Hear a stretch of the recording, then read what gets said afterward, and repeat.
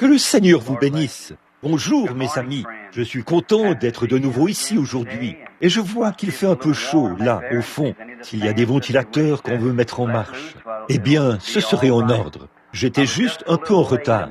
Je suis toujours un peu en retard. Mais ce sont les appels téléphoniques et tout qui m'ont retardé. Il y a surtout l'organisateur qui m'a appelé pour me dire où auront lieu les futures réunions. Alors, dimanche prochain, nous commencerons au champ de foire, à Shreveport, sous une grande tente, dimanche prochain, et nous aurons une série de réunions de 2 semaines. La première semaine sera consacrée uniquement à la prédication, à l'Évangile. Puis la deuxième semaine, nous aurons un service de guérison. Ensuite, du 5 au 9, nous serons à Saskatoon, en Saskatchewan, au Canada, dans le bâtiment qui abrite la patinoire, où nous étions il y a quelques années. Et après cela, nous reviendrons pour aller ensuite en Californie pour le glorieux cinquantenaire du rassemblement de la rue Azusa. Ce sera sur la côte de la Californie, là, dans la région de San Francisco et ses environs. Plusieurs réunions sont prévues et Frère Cox aura toute l'information très bientôt dès que nous les aurons programmées. Bon, je suis si heureux ce matin d'être un chrétien. Je ne connais vraiment rien qui soit plus grand que d'être un chrétien. Il m'arrive de penser aux années passées et à ma vie gaspillée. Et l'autre jour, je me disais, comme j'ai maintenant 47 ans, je me suis dit, si seulement je pouvais récupérer ces 23 années que j'ai vécues dans le monde. C'est à l'âge de 23 ans que j'ai été fait ministre de l'Évangile par la grâce de Dieu. Si seulement je pouvais ramener ces années, j'aimerais le faire dans le seul but de prêcher l'Évangile pour compenser, afin que des âmes soient sauvées. Il n'y a rien de plus glorieux que de voir une âme naître de nouveau dans le royaume de Dieu. Je me souviens de ces années où je marchais dans le monde et qu'à mes yeux, j'avais l'impression de passer des moments merveilleux. Côté moralité, le Seigneur m'a beaucoup béni sur ce point. Je n'étais pas quelqu'un d'immoral, qui boit, qui fume, qui sort, qui mène une vie immorale. Et pourtant, je pensais être une assez bonne personne. Mais un jour, le Seigneur m'a mis sur mon lit de mort. Et là, je me suis rendu compte qu'il n'y avait en moi rien de bon. Il me fallait avoir l'expérience de la nouvelle naissance. Et après que le Seigneur Jésus m'a sauvé, je ne dis pas que tout s'est toujours très bien passé depuis ce temps-là. Mais j'ai ressenti tellement de joie de savoir que peu importe ce qui peut arriver, tout va bien. Vous voyez donc qu'avec Dieu, j'ai une paix qui surpasse toute intelligence. Parfois, je ne peux pas comprendre ces choses, mais comme je sais qu'il a promis cela dans sa parole, tout cela concourt à mon bien. Donc, tout va bien. Ça règle la question pour toujours. Maintenant, aujourd'hui, j'ai annoncé le sujet sur lequel je voulais donner un enseignement. La marque de la bête. Ce qui est un sujet d'une importance vraiment capitale. Et ce sera, peut-être, vais-je essayer d'aborder cela aujourd'hui d'un point de vue, eh bien, ce sujet prendrait probablement, je pourrais prêcher là-dessus pendant 3 ou 4 mois, chaque jour, sans jamais quitter les Écritures relatives à cet important sujet. Mais je me suis dit qu'aujourd'hui, comme nous allons prier pour les malades, après la session de l'école du dimanche de ce matin, beaucoup de gens sont venus ici pour recevoir la guérison. Ils sont descendus dans des motels et des hôtels et ont attendu jusqu'à ce matin pour pouvoir se présenter ici pour qu'on prie pour eux. Et nous ne voudrions vraiment pas prendre le temps qu'il leur est alloué. Donc, si je commence à traiter de ce sujet et que je le continue à mon retour dans quelques jours, peut-être entre les 2 séries de réunions, puis après ça, je vais essayer de continuer, si le Seigneur le veut, sur la marque de la bête. Et lorsqu'on donne un enseignement sur la marque de la bête, il faut mettre en parallèle le sceau de Dieu, parce qu'ils vont de pair.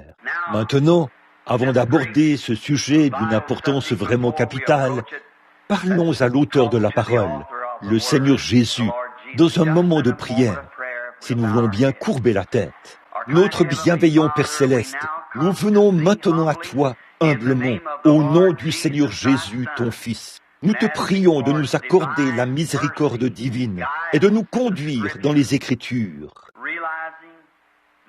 Je suis moi-même conscient qu'ici, devant moi, sont assis les rachetés de son sang, et une seule parole déformée pourrait entraîner la perte d'une âme. Mais la parole appropriée, dispensée au moment approprié et à l'endroit approprié, pourrait amener un pécheur rebelle à venir à Christ. Alors, viens à notre secours, Dieu bien-aimé. Ferme nos lèvres à tout ce qui serait contraire à ta volonté divine. Tu connais chaque cœur et tu connais le besoin de chaque cœur. Et nous te prions de faire que le Saint-Esprit prenne la parole de Dieu et la dirige vers chaque cœur, exactement selon nos besoins. Car nous le demandons au nom de Christ, ton Fils. Amen. Maintenant, dans le chapitre 13 de l'Apocalypse de Jésus-Christ, nous voulons lire un bout de ce passage et aussi dans le chapitre 14 du livre de l'Apocalypse. Eh bien, il y a ici un siège, un petit banc. Si frère Freeman, si vous voulez le prendre pour faire asseoir certains de ceux qui sont au fond, il est ici, tout au bout du mur. Eh bien, il est à votre disposition. Notre petite église n'est peut-être pas assez grande pour la taille de l'assistance, mais nous, les gens viennent et ne peuvent trouver une place assise. Alors, ils repartent. Mais nous avons commencé ici, et c'est un petit lieu sacré que nous aimons de tout notre cœur. Et nous aimons rester dans ces bons vieux murs. Parce que Dieu est descendu bien des fois et nous a bénis dans ces murs. Maintenant, le chapitre 13, à partir du... Voyons voir. Nous commençons vers le verset 11 du chapitre 13 de l'Apocalypse. Puis je vis monter de la terre une bête qui avait 2 cornes semblables à celles d'un agneau et qui parlait comme un dragon. Elle exerçait toute l'autorité de la première bête en sa présence et elle faisait que la terre et ses habitants adoraient la première bête dont la blessure mortelle avait été guérie. Elle opérait de grands prodiges, même faire descendre du feu du ciel sur terre à la vue des hommes. Et elle séduisait les habitants de la terre par les prodiges qu'il lui était donné d'opérer en présence de la bête, disant aux habitants de la terre de faire une image à la bête qui avait la blessure de l'épée et qui vivait. Et il lui fut donné d'animer l'image de la bête afin que l'image de la bête parlât et qu'elle fit que tous ceux qui adoreraient l'image de la bête fussent tués. Et elle fit que tous, petits, grands, riches, pauvres, libres, liés, reçussent une marque sur leur main droite et sur leur front. Et personne ne peut acheter ni vendre sans avoir la marque, le nom de la bête ou le nombre de son nom. C'est ici la sagesse, que celui qui a de l'intelligence calcule les nombres de la bête, car c'est un nombre d'hommes. Son nombre est 666. Au chapitre 14, nous lisons ceci. Je vis un autre ange qui était en train de voler par le milieu du ciel, ayant un évangile éternel, pour l'annoncer aux habitants de la terre, à toute nation, toute tribu, toute langue et à tout peuple. Il disait d'une voix forte, « Craignez Dieu et donnez-lui gloire, car l'heure de son jugement est venue, et adorez celui qui a fait les cieux et la terre, et la mer, et les sources d'eau. » Et un second ange le suivit en disant, « Elle est en train de tomber, elle est en train de tomber, Babylone la grande, qui a abreuvé toutes les nations du vin de la fureur de son impudicité. » Et un troisième ange les suivit, en disant d'une voix forte, « Si quelqu'un adore la bête ou son image, ou reçoit une marque sur leur front ou leurs mains, il boira lui aussi de la fureur de Dieu, versé sans mélange dans la coupe de colère, et sera tourmenté dans le feu et le soufre, devant les saints anges et devant l'agneau. Maintenant, cet important sujet que nous abordons a certainement suscité de grandes controverses. Des prises de position pour et contre sur le sujet. Et je crois, pour ma part, que c'est une partie très fondamentale de l'Écriture, que toute l'Écriture devrait être enseignée, toute l'Écriture. Nous ne devrions en laisser aucune partie de côté. D'un bout à l'autre des Écritures, Dieu a parlé de la marque de la bête et de ce qu'elle devait apparaître dans les derniers jours. Et en tant que ministre de l'Évangile, qui croit que nous vivons dans le dernier jour, je crois que c'est un message qui tombe à point et qui devrait être abordé avec respect en ce jour-ci.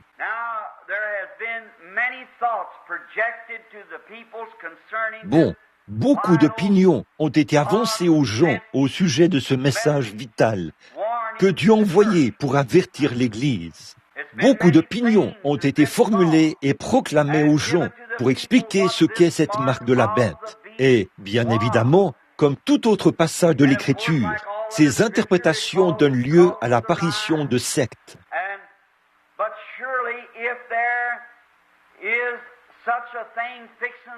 Mais, chose certaine, si une chose pareille est sur le point d'arriver aux habitants de la terre, il devrait y avoir dans l'Évangile une réponse sensée à la question. Si Dieu a établi que ceux qui recevraient cela allaient être tourmentés dans la présence de l'agneau et de l'ange, le feu et le soufre, et que ce serait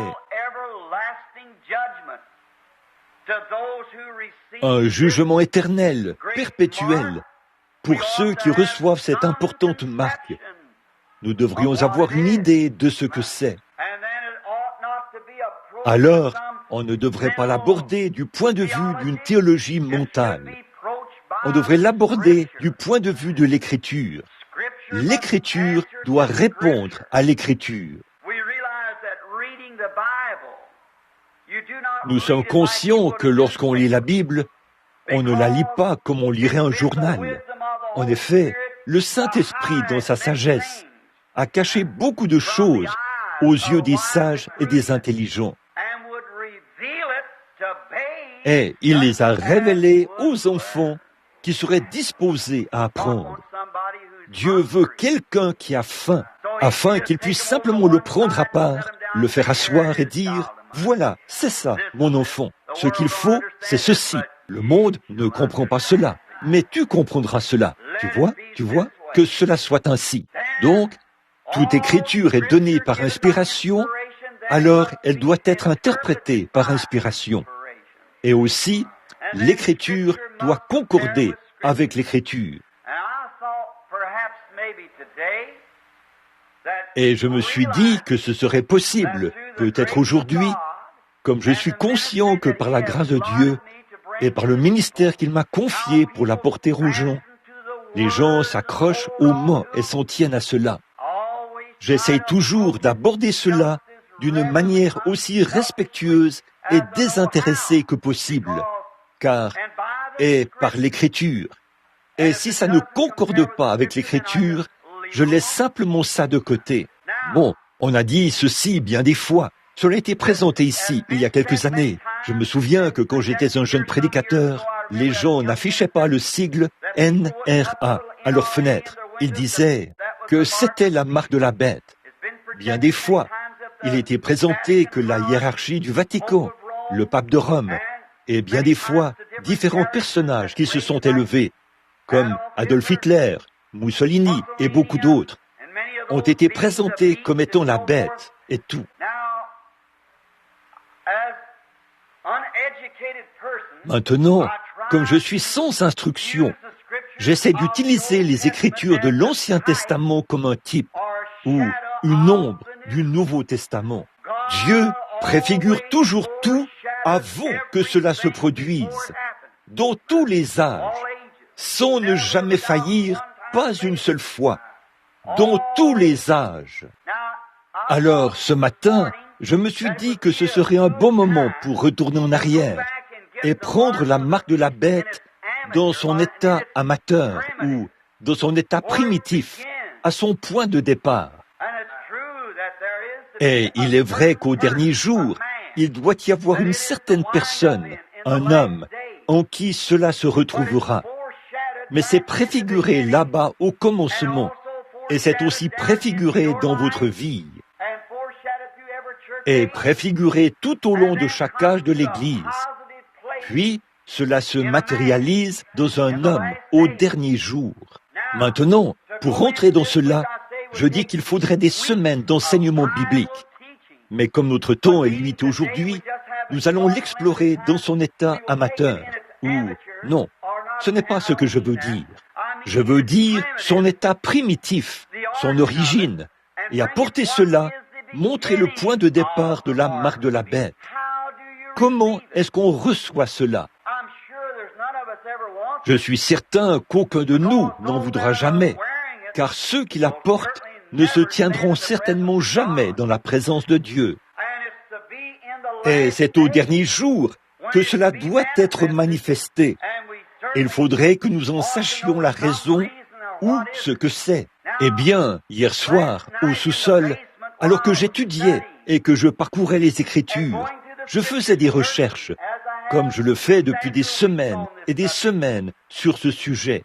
Bon, parfois, quand je parle devant un auditoire mixte, comme ce que nous avons aujourd'hui, où il y a des hommes et des femmes, parfois, en utilisant des paraboles pour faire comprendre un point, il pourrait arriver que je dise peut-être quelque chose qui ne semblerait pas tout à fait approprié dans un groupe mixte.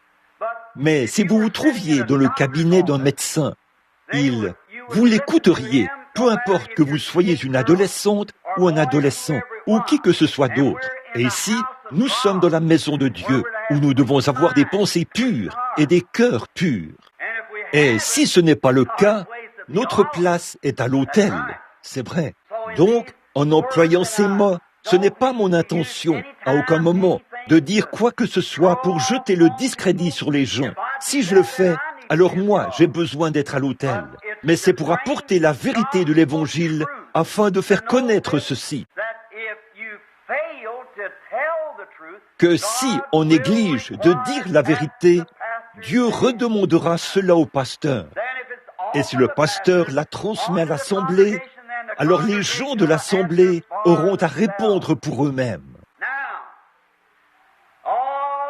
Maintenant, tout ce qui se trouve dans l'Ancien, les types, les ombres, l'agneau qui est une ombre de Christ.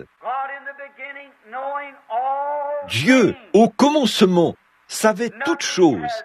Rien n'a jamais été prédit ou mis dans l'Écriture, si ce n'est ce que Dieu avait déjà prononcé avant la fondation du monde.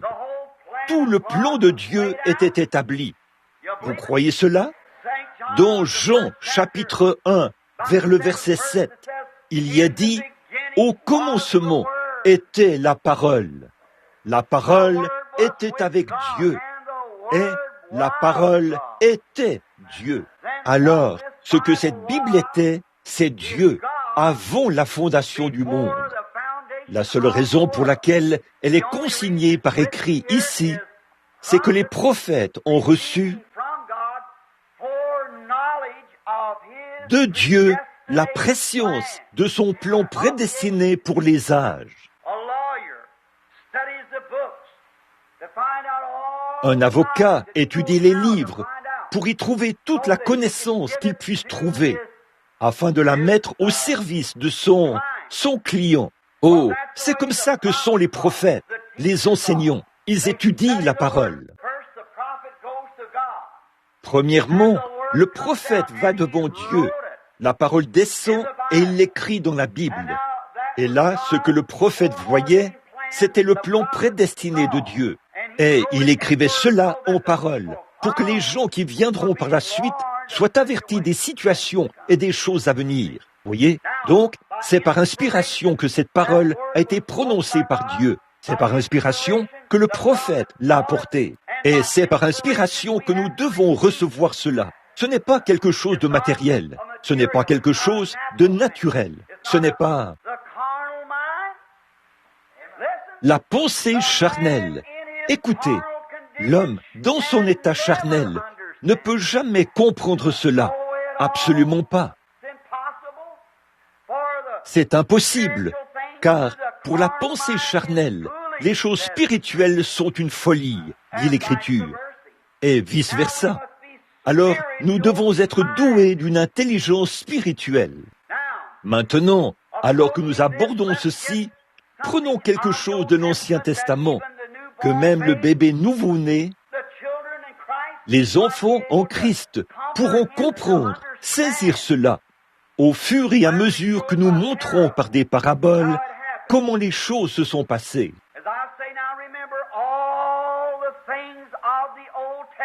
Comme je le dis, souvenez-vous, toutes les choses de l'Ancien Testament étaient une ombre des choses à venir. Hébreux 11, 1.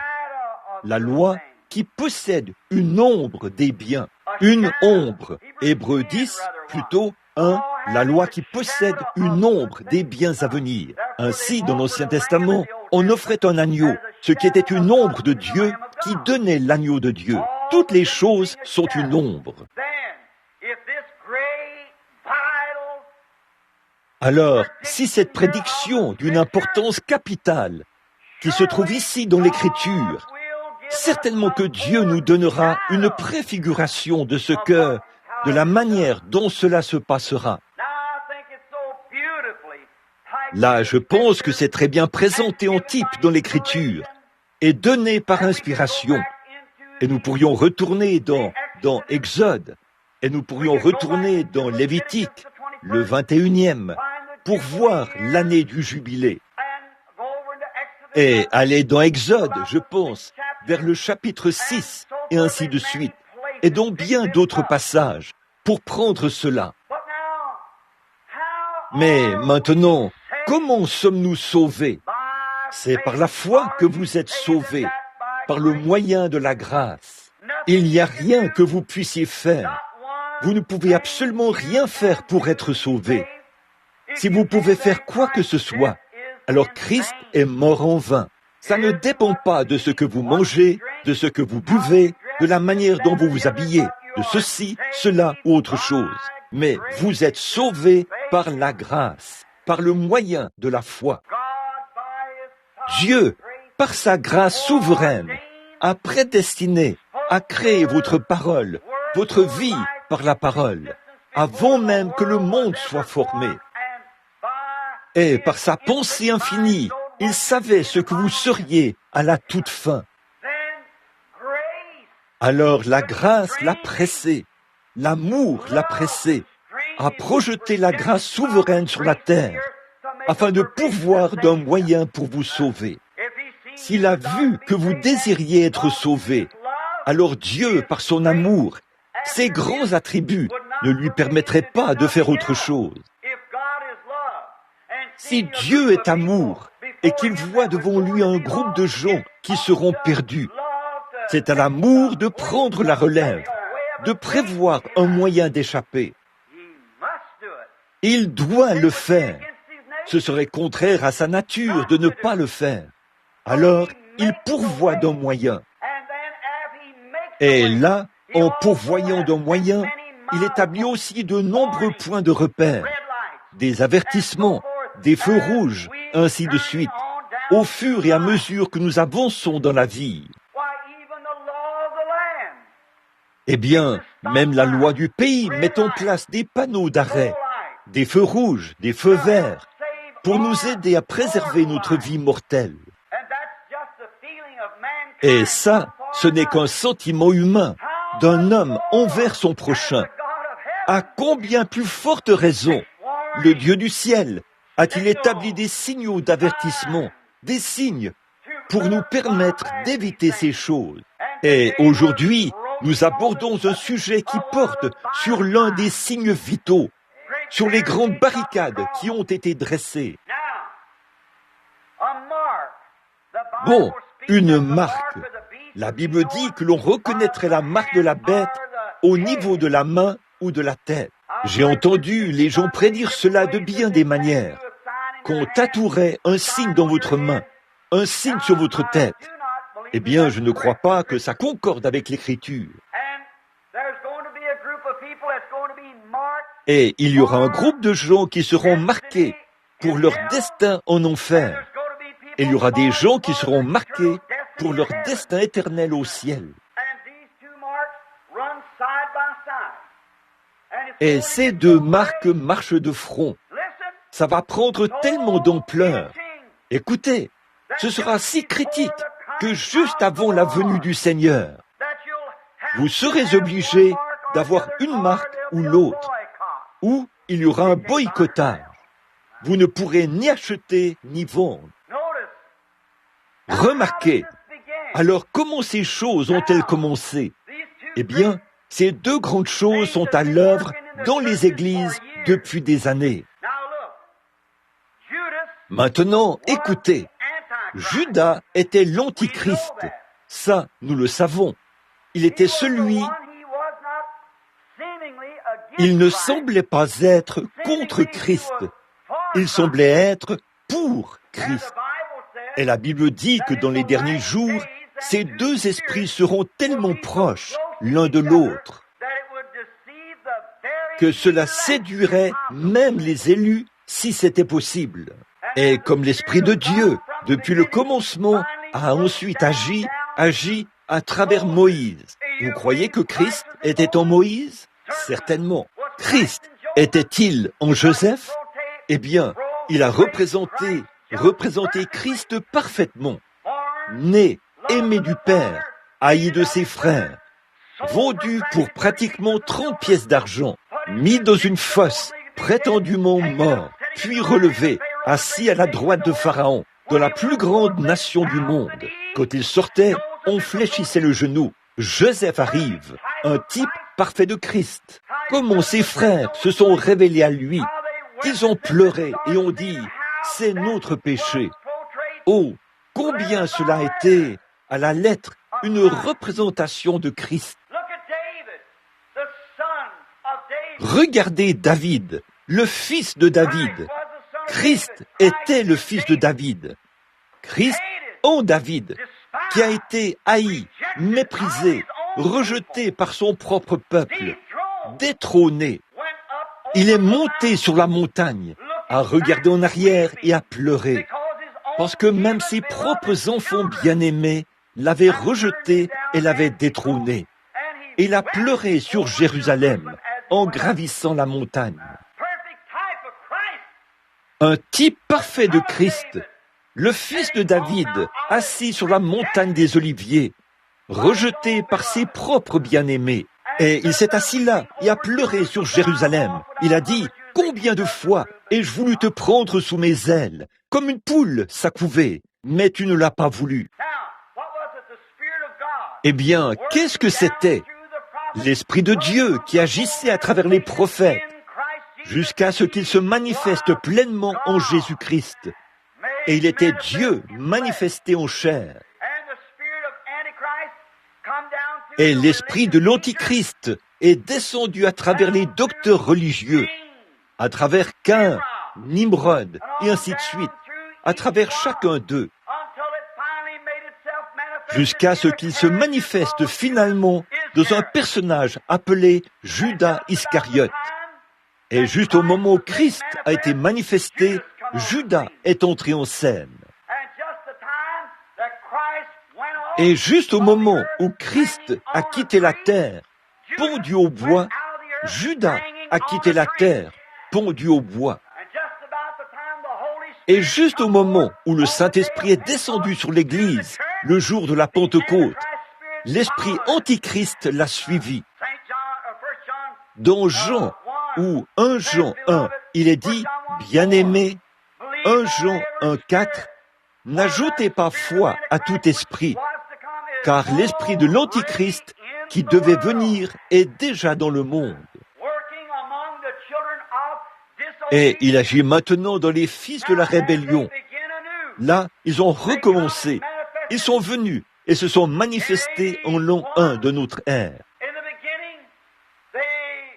Au commencement, ils sont sortis en même temps. Les deux esprits sont à l'œuvre dans l'Église, et chacun d'eux appelle une Église à sortir. Et tous les deux, oh, ne manquez pas ceci, tous les deux sont religieux, tous les deux sont très religieux. Revenons en arrière, très loin en arrière, au commencement, Caïn et Abel, Judas et Jésus, tous les deux religieux, tous les deux des adorateurs. Vous le saisissez? De même que Judas a tué Christ, ou de même que Caïn a tué Abel à l'autel. Judas a usé de tromperie pour livrer Christ, et il était tué à l'autel. Voici les deux esprits qui sont là et qui continuent à avancer, et ils sont religieux tous les deux. Oh, j'espère que vous le saisissez. Telle voie paraît droite. Oh Dieu, donne-moi la grâce de toujours m'en tenir à cela. Tout au long de l'âge, ici au tabernacle, en dépit de ce que les gens pensaient, j'ai essayé de m'en tenir strictement à l'Écriture. J'aime les gens, mais il faut parfois les blesser, parce que l'Église est la maison de correction. Le tribunal de Dieu se trouve dans son Église.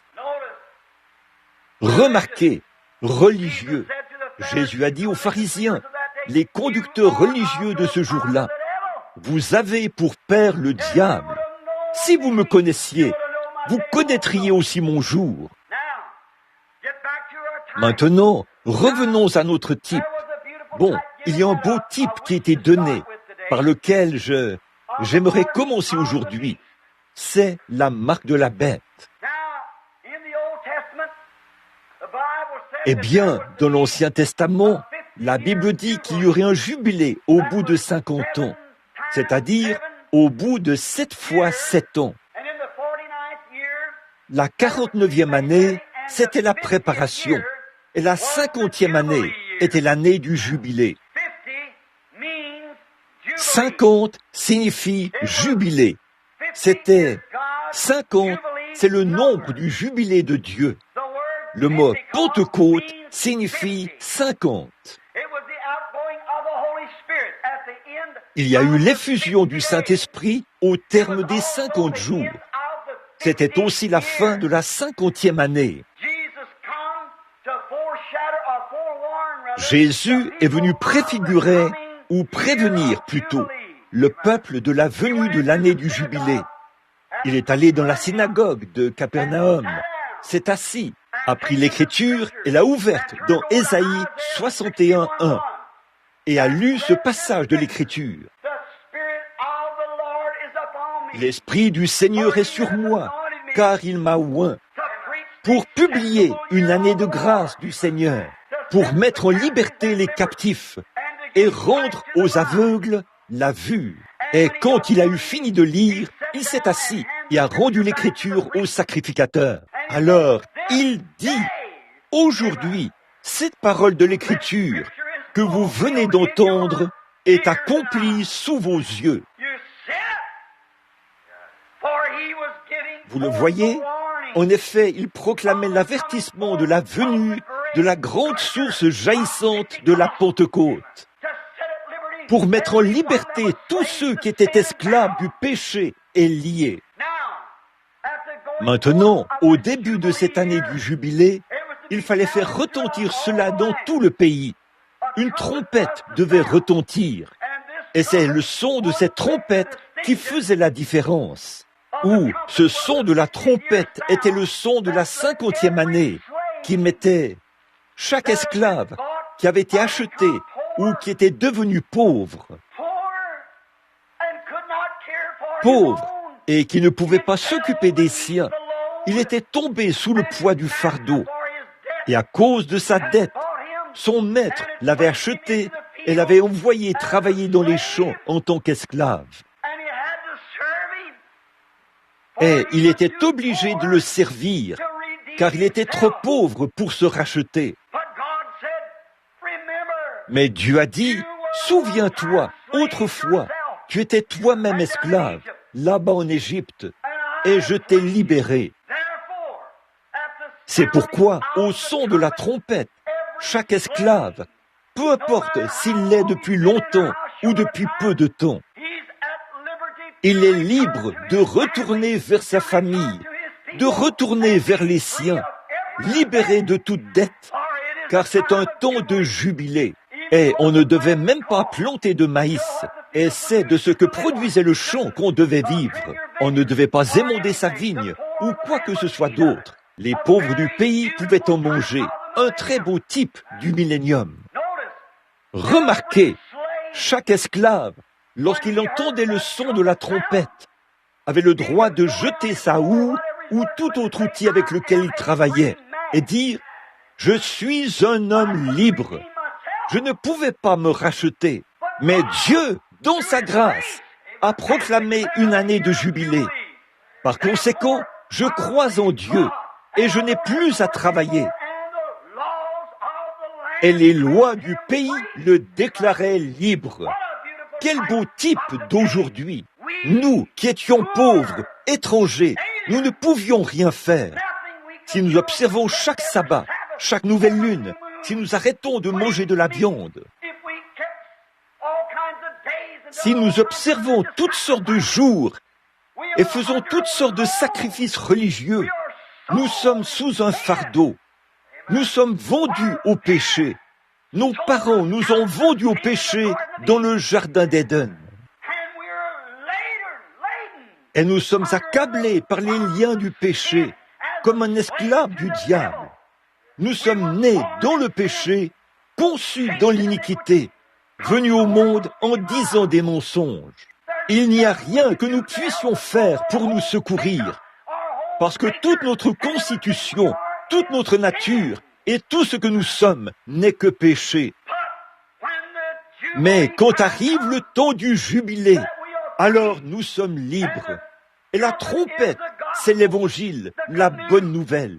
À cette époque-là aussi, la trompette, c'était l'évangile, de bonnes nouvelles. Vous n'êtes plus captifs, vous n'avez plus à vivre dans le péché. Vous pouvez rentrer chez vous et être libre. Vous n'avez aucune dette à régler. Toute la proclamation d'émancipation est déjà signée. Vous êtes libre. Et aujourd'hui, quand un homme entend la bonne nouvelle, Christ est mort à votre place. Vous n'y êtes pour rien. C'est Christ qui a payé le prix. L'évangile retentit.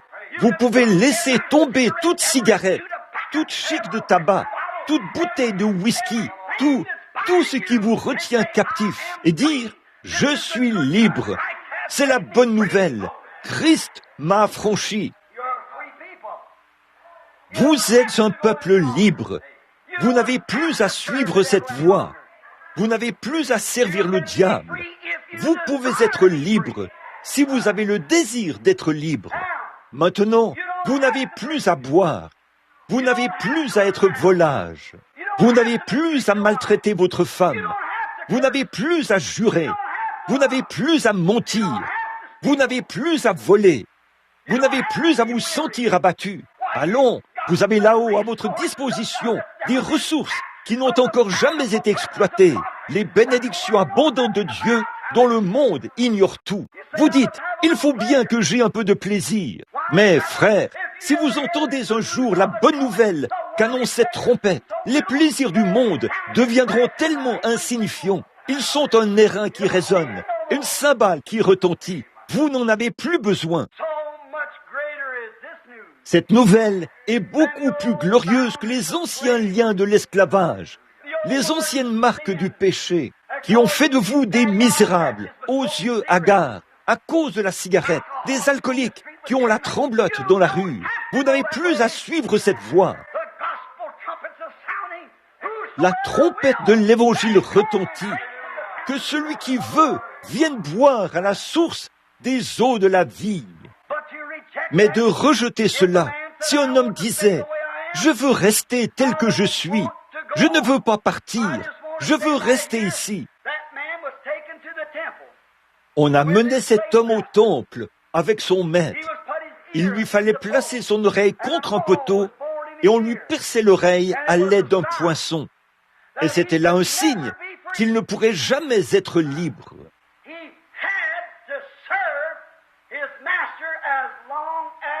Il était tenu de servir son maître aussi longtemps qu'il vivrait, parce qu'il avait rejeté l'annonce de la bonne nouvelle. Si ce n'est pas là un type parfait de la marque de la bête, la bonne nouvelle, c'est l'évangile. Si vous refusez d'entendre l'évangile, vos oreilles sont scellées et vous appellerez toujours cela. Du fanatisme, ça ne vaut rien. Et vous servirez le péché sous la forme de la piété, aussi longtemps que vous vivrez. Peu importe combien vous êtes religieux, vous êtes scellés en dehors de la présence de Dieu.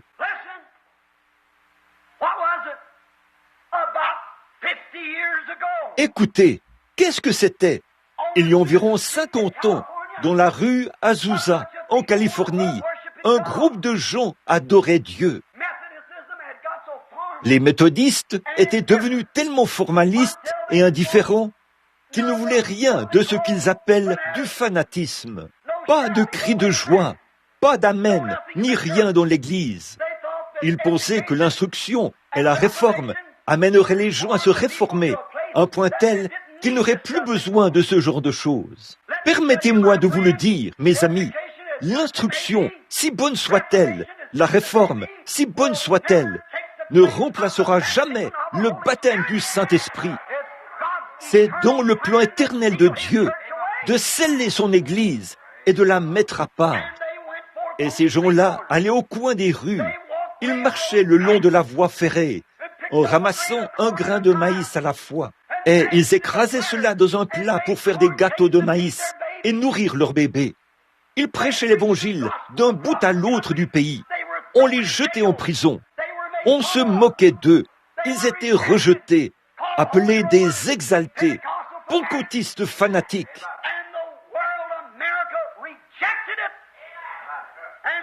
Et le monde, l'Amérique, a rejeté cela. Et quand elle l'a fait, ses oreilles ont été scellées à l'évangile depuis lors. Qu'est-ce que les gens ont fait? Ils ont refusé de boire aux sources d'eau vive. Qu'est-ce qui produit toutes ces choses qu'il y a dans le monde aujourd'hui? Qu'est-ce qui fait que ces dames portent des petits shorts?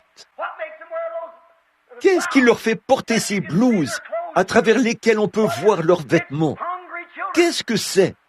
Ce sont des enfants qui ont faim, c'est vrai, qui ont soif. Heureux serez-vous quand vous aurez faim et soif de justice. Jésus a dit, vous ne voulez pas venir à moi. Écoutez, la raison pour laquelle ils agissent ainsi, c'est qu'ils ont rejeté les sources d'eau vive et ont bu à une citerne crevassée d'Hollywood. C'est tout à fait vrai.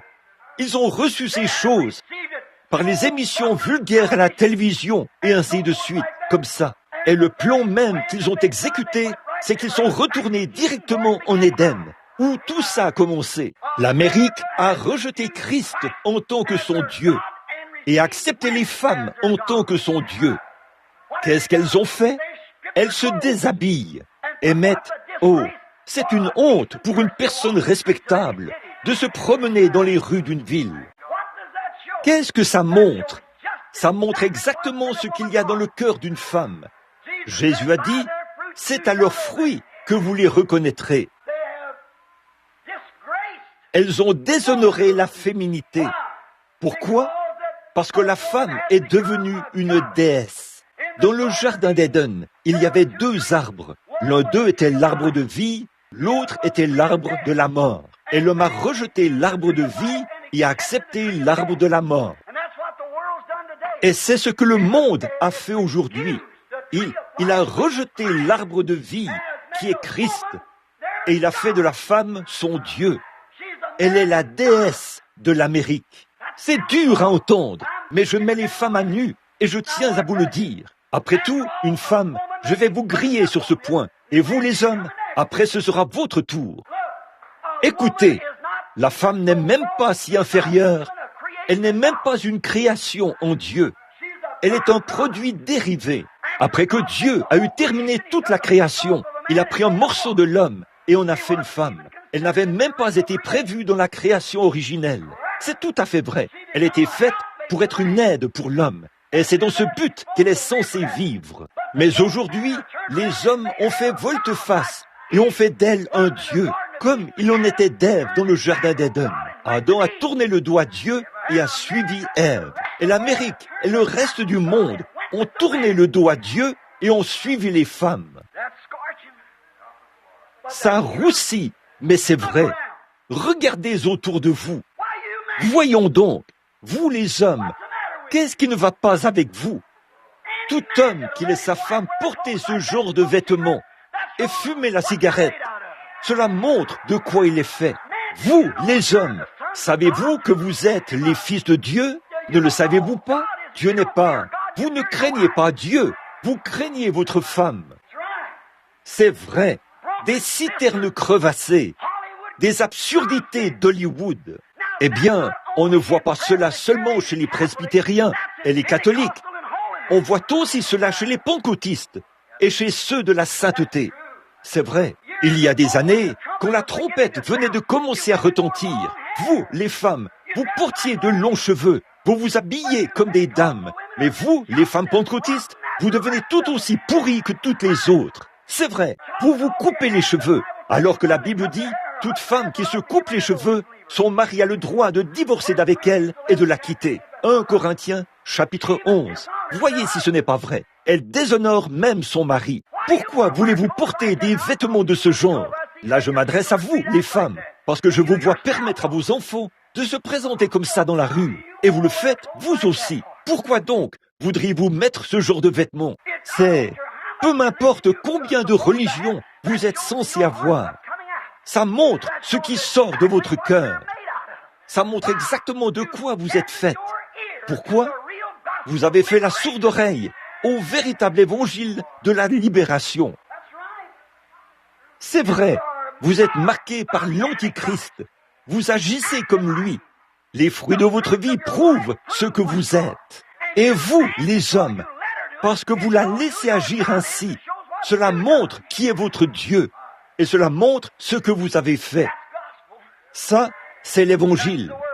Ça, c'est la parole. Alors, qui a la marque de la bête? Tellement proche que cela séduirait même les élus, si c'était possible. Ne pouvez-vous pas voir, mes amis, que les pommiers produisent des pommes, que les poiriers produisent des poires? Pourquoi donc une femme qui est censée être une enfant de Dieu veut-elle s'habiller comme ça? Vous dites, eh bien, on ne fabrique plus de blouses et de vêtements. Oh, on n'en fabrique plus? Vous avez une machine à coudre.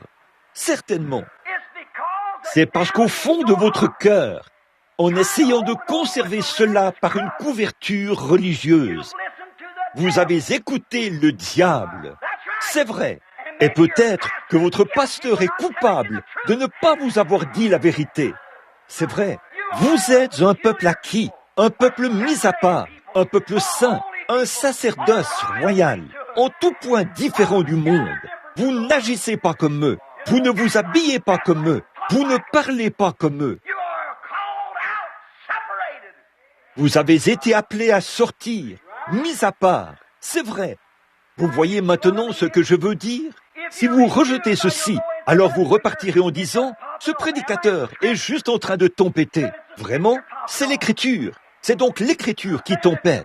Alors, si votre oreille est tellement percée que vous avez écouté le diable et que vous ne pouvez plus jamais entendre la vérité de l'Évangile et marcher dans la lumière, ça, c'est la marque de la bête. L'Écrit, vous refusez d'entendre la vérité, la libération, que Christ vous a affranchi de ces choses.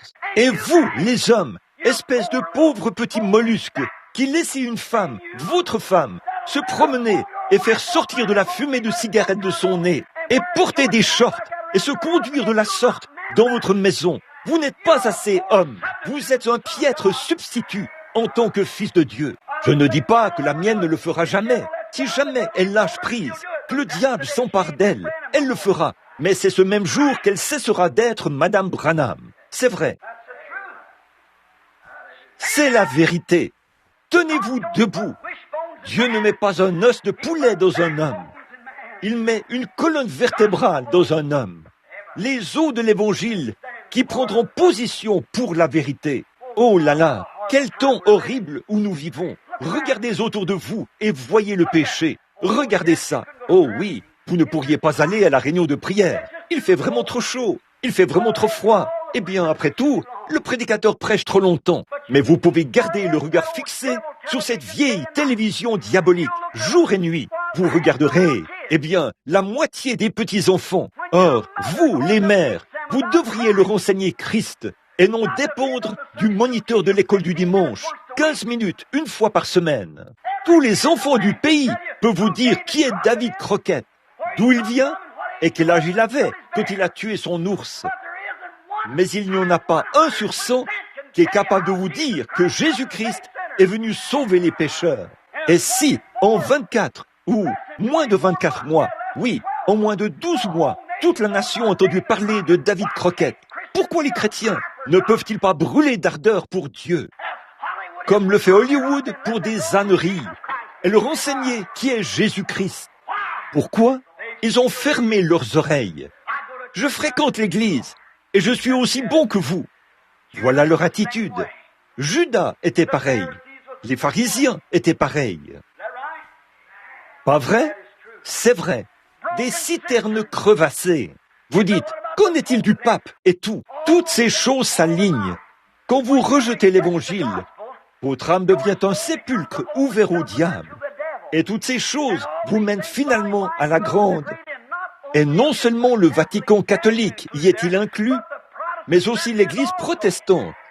Apocalypse, chapitre 17, dit que l'Église catholique était une grande prostituée et que les églises protestantes étaient des prostituées.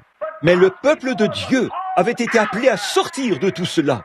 Sortez de Babylone, a dit ce dernier message de l'ange qui donnait l'avertissement. Ne participez pas à son péché. Sortez, séparez-vous et soyez différents. Pas simplement d'un point de vue logique, pas parce que vous pensez que c'est la bonne chose à faire, mais priez jusqu'à ce que cette chose soit dans votre cœur. En effet, c'est exactement ce qui est arrivé aux pentecôtistes il y a quelques années, tout comme aux Nazaréens, aux pèlerins de la sainteté, et à vous tous. C'est vrai, c'est ce qui vous est arrivé. Vous dites, eh bien, toutes les autres, elles sont toutes les sœurs, laissent pousser leurs cheveux. Et elles sont, bon, vous savez, je crois que je vais le faire aussi. Oh, espèce d'hypocrite que vous êtes. C'est exact. C'est pour ça que vous avez fait volte-face, pour faire ce que vous faites maintenant. Ce n'était pas en vous au départ. Si c'était dans votre cœur, tous les démons de l'enfer réunis n'auraient pas pu déraciner cela de là. Comment pouvez-vous être autre chose qu'un être humain lorsque vous êtes né un être humain? Comment pouvez-vous être autre chose qu'un chrétien si vous êtes né chrétien? Mais si vous rejetez la vérité, alors le diable scelle votre oreille. La foi vient de quoi? Et si votre oreille est scellée, vous ne l'entendez plus. Ah, c'est absurde. Je ne crois pas à ce genre de choses. Mon pasteur ne nous a jamais dit ça. Il a 4 diplômes universitaires. Il est meilleur que ces exaltés. Allez de l'avant. Vos oreilles sont scellées. On disait la même chose de Pierre et Jean. On disait, ce sont des hommes du peuple, sans instruction. Mais ils avaient la puissance, alléluia, de faire sautiller un boiteux comme un cerf. Ils ont ouvert les yeux des aveugles. Ils ont débouché les oreilles des sourds. Parce qu'ils prêchaient l'année du jubilé. Grâce soit rendue à Dieu pour le même Saint-Esprit. Ça, ce n'est que le premier pas. Rejetez Christ, rejetez le message. Peu importe combien vous essayez de faire semblant, ça ne change rien pour vous. Ça ne fait que vous enfoncer davantage en enfer. Votre vie prouve ce que vous êtes. Jésus a dit, c'est à leurs fruits que vous les reconnaîtrez. Pas à leur église, pas à leur affiliation, mais à leurs fruits. Voilà, c'est ça. Voilà le point de départ de la marque de la bête. Puis, bien vite, vous fréquentez une très bonne église bourrée de théologie, de docteur en philosophie Jean Untel. Oh, eh bien, voyez-vous, ces gars-là sont sans instruction. Vous voyez, ils ne comprennent pas. Nous avons appris au séminaire que ce n'est pas tout à fait ce qu'il en est de ces choses. Je suis si heureux qu'il existe encore un Christ vivant pour rendre témoignage de sa parole. Puis, Ils voient tous les signes et les prodiges. Ils ne peuvent pas cacher ça. Ils ne peuvent pas l'anéantir. Dieu est tellement, il l'a rendu tellement réel qu'ils ne peuvent pas s'empêcher de la voir. Ils essayent de la combattre par tous les moyens possibles, mais ils vont se fracasser la tête et ne jamais y arriver. Comme je vous l'ai dit, une fois, j'étais à la Statue de la Liberté. Il y avait de petits oiseaux qui gisaient tout autour de la chose, autour d'une grande lumière, là. Et j'ai demandé à la personne, là, qu'est-ce qui a causé ceci? Il a dit, hier soir, il y a eu un orage, et les petits oiseaux fonçaient tout droit vers la lumière pour chercher à l'éteindre. Au lieu de se servir de la lumière, alors qu'ils cherchaient à se mettre à l'abri, ils ont essayé d'éteindre la lumière, et ils se sont fracassés la tête. Et j'ai dit, gloire au Seigneur. Il a dit, qu'est-ce que vous avez? J'ai dit, je pensais simplement à tous ces prédicateurs et ces croyants incrédules, tièdes et frontaliers, qui essayent d'éteindre la vraie lumière de l'Évangile. Vous vous fracasserez la tête, et l'Évangile de Dieu brillera à travers les âges éternels. Il le fera. Pourquoi ne pas entrer dans la lumière et la laisser vous conduire en lieu sûr? Cela vous amènera directement dans un trou dans le rocher. C'est vrai, là où il y a une source remplie du sang, des veines d'Emmanuel. Tout pécheur plongé dans ce flot est lavé de tout péché. Voilà, c'est ça. Regardez le temps où nous vivons. Nous y sommes. Des signes et des prodiges. Regardez l'église. On porte des shorts. Regardez les femmes. Elles ont les cheveux coupés. Elles portent de la manucure. Quel que soit ce truc. Du maquillage. Je vais vous dire une chose. Je suis missionnaire. Vous le savez. Vous savez d'où ça vient, ça? Du fin fond de l'Afrique. Les païens portent ces choses. Les païens d'Afrique. Et dès que ces femmes se convertissent, elles enlèvent ce truc-là. On n'a pas à leur dire quoi que ce soit à ce sujet. Mais les païens instruits en savent plus long là-dessus. Voyez, ils demeurent des païens. La Bible dit que c'est ce qu'il en est. Vous ne devriez pas vous conformer aux choses païennes, ni agir comme les païens. Le païen, c'est quelqu'un qui est sourd, marqué, désigné pour l'enfer éternel, pour y brûler dans les feux des tourments au siècle des siècles. Le message du premier ange a été proclamé, Martin Luther. Le message du deuxième ange a été proclamé, John Wesley. Le message du troisième ange a été proclamé, et ils l'ont encore rejeté. Et ça empire continuellement. Et la Bible dit que les méchants et le péché empireraient continuellement. Mais ceux qui connaîtront leur Dieu, en ce jour-là, accompliront des exploits. Le germe de l'Éternel et les filles de Sion, qui seront les réchappés, auront de la magnificence aux yeux du Seigneur. En ce jour-là, c'est Ésaïe qui prophétisait. Où en êtes-vous? Qu'est-ce qu'il y a, les amis? Et vous, espèce de pâte molle. L'autre jour, j'ai vu un homme, un soi-disant frère né de nouveau, assis à l'ombre d'un arbre. Il lisait un magazine, tandis que sa femme tondait le gazon en short. Là où des hommes passaient, elle la regardait. Je ne suis pas le juge, mais la Bible dit, c'est à leurs fruits que vous les reconnaîtrez. L'autre jour, je suis entré quelque part, en sortant du parc national de Yellowstone. Je suis entré quelque part, et j'ai le sang-froid. Je supporte beaucoup le froid. Je me suis déjà couché à l'extérieur à une température de moins 15, jusqu'à moins 30, et je dormais, si bien qu'il y avait tellement de glace dans ma barbe que si je frottais ma main sur ma barbe, de l'extérieur de mon sac de couchage, on pouvait entendre le bruit que cela faisait. Ça ne me dérangeait pas. Et il faisait si froid que ma femme a dû me donner un t-shirt et un manteau.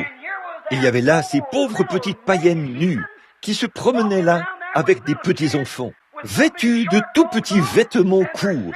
Et leur mari, cigarette au bec, marchait là, vêtu d'un par-dessus. Mais elle portait un tout petit short.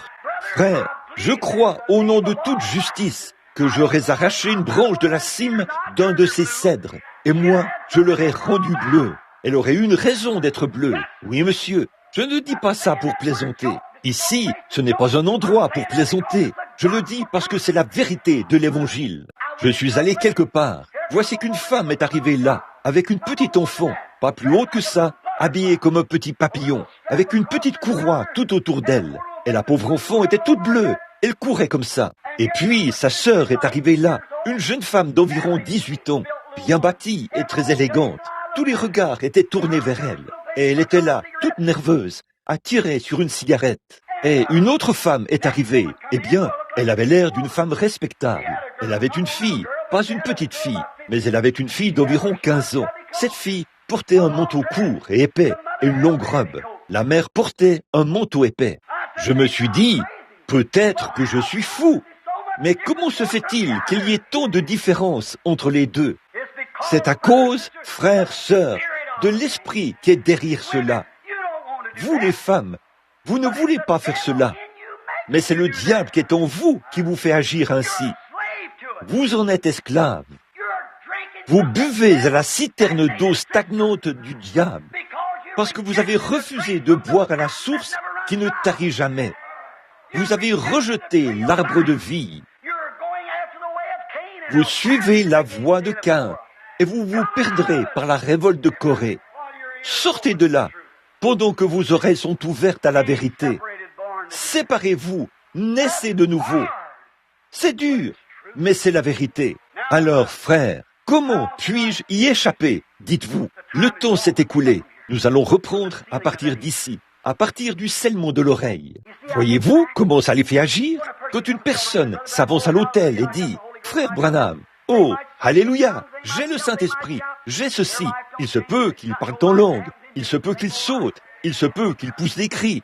Si leur vie ne change pas, il y a quelque chose, aucune vie ne s'est produite ici, à l'intérieur. C'est la même ancienne vie. S'il était possible de transférer la vie d'un poirier dans un pommier, il produirait des poires. Aussi sûr que je suis ici devant vous, sa vie montre ce qu'il est, la décence. Et Dieu a opéré des miracles. Je regarde, assis là, frère Côte, qui est assis là, juste là. Et quand il ne sait pas ceci, mais une certaine personne m'a dit, cet homme n'a plus que quelques jours à vivre. Il a un cancer. Le voilà assis là ce matin, guéri. Différentes personnes, un peu partout dans ce bâtiment, d'un bout à l'autre du pays. Qu'est-ce que c'est? C'est Dieu qui accomplit des signes et des prodiges. Je vais en Afrique, je prêche. Des milliers d'entre eux lavent leur peinture, mettent des vêtements et tout, et se mettent à agir comme des dames et des messieurs.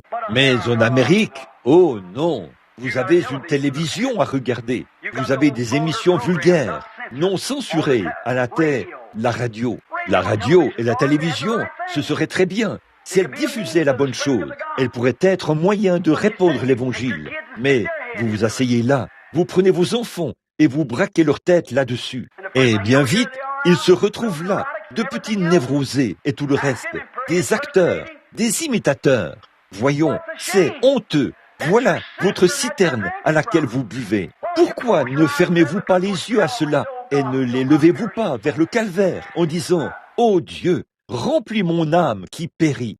Écoutez, vous pouvez vous passer de nourriture pendant longtemps, mais vous ne pouvez pas vous passer de boire.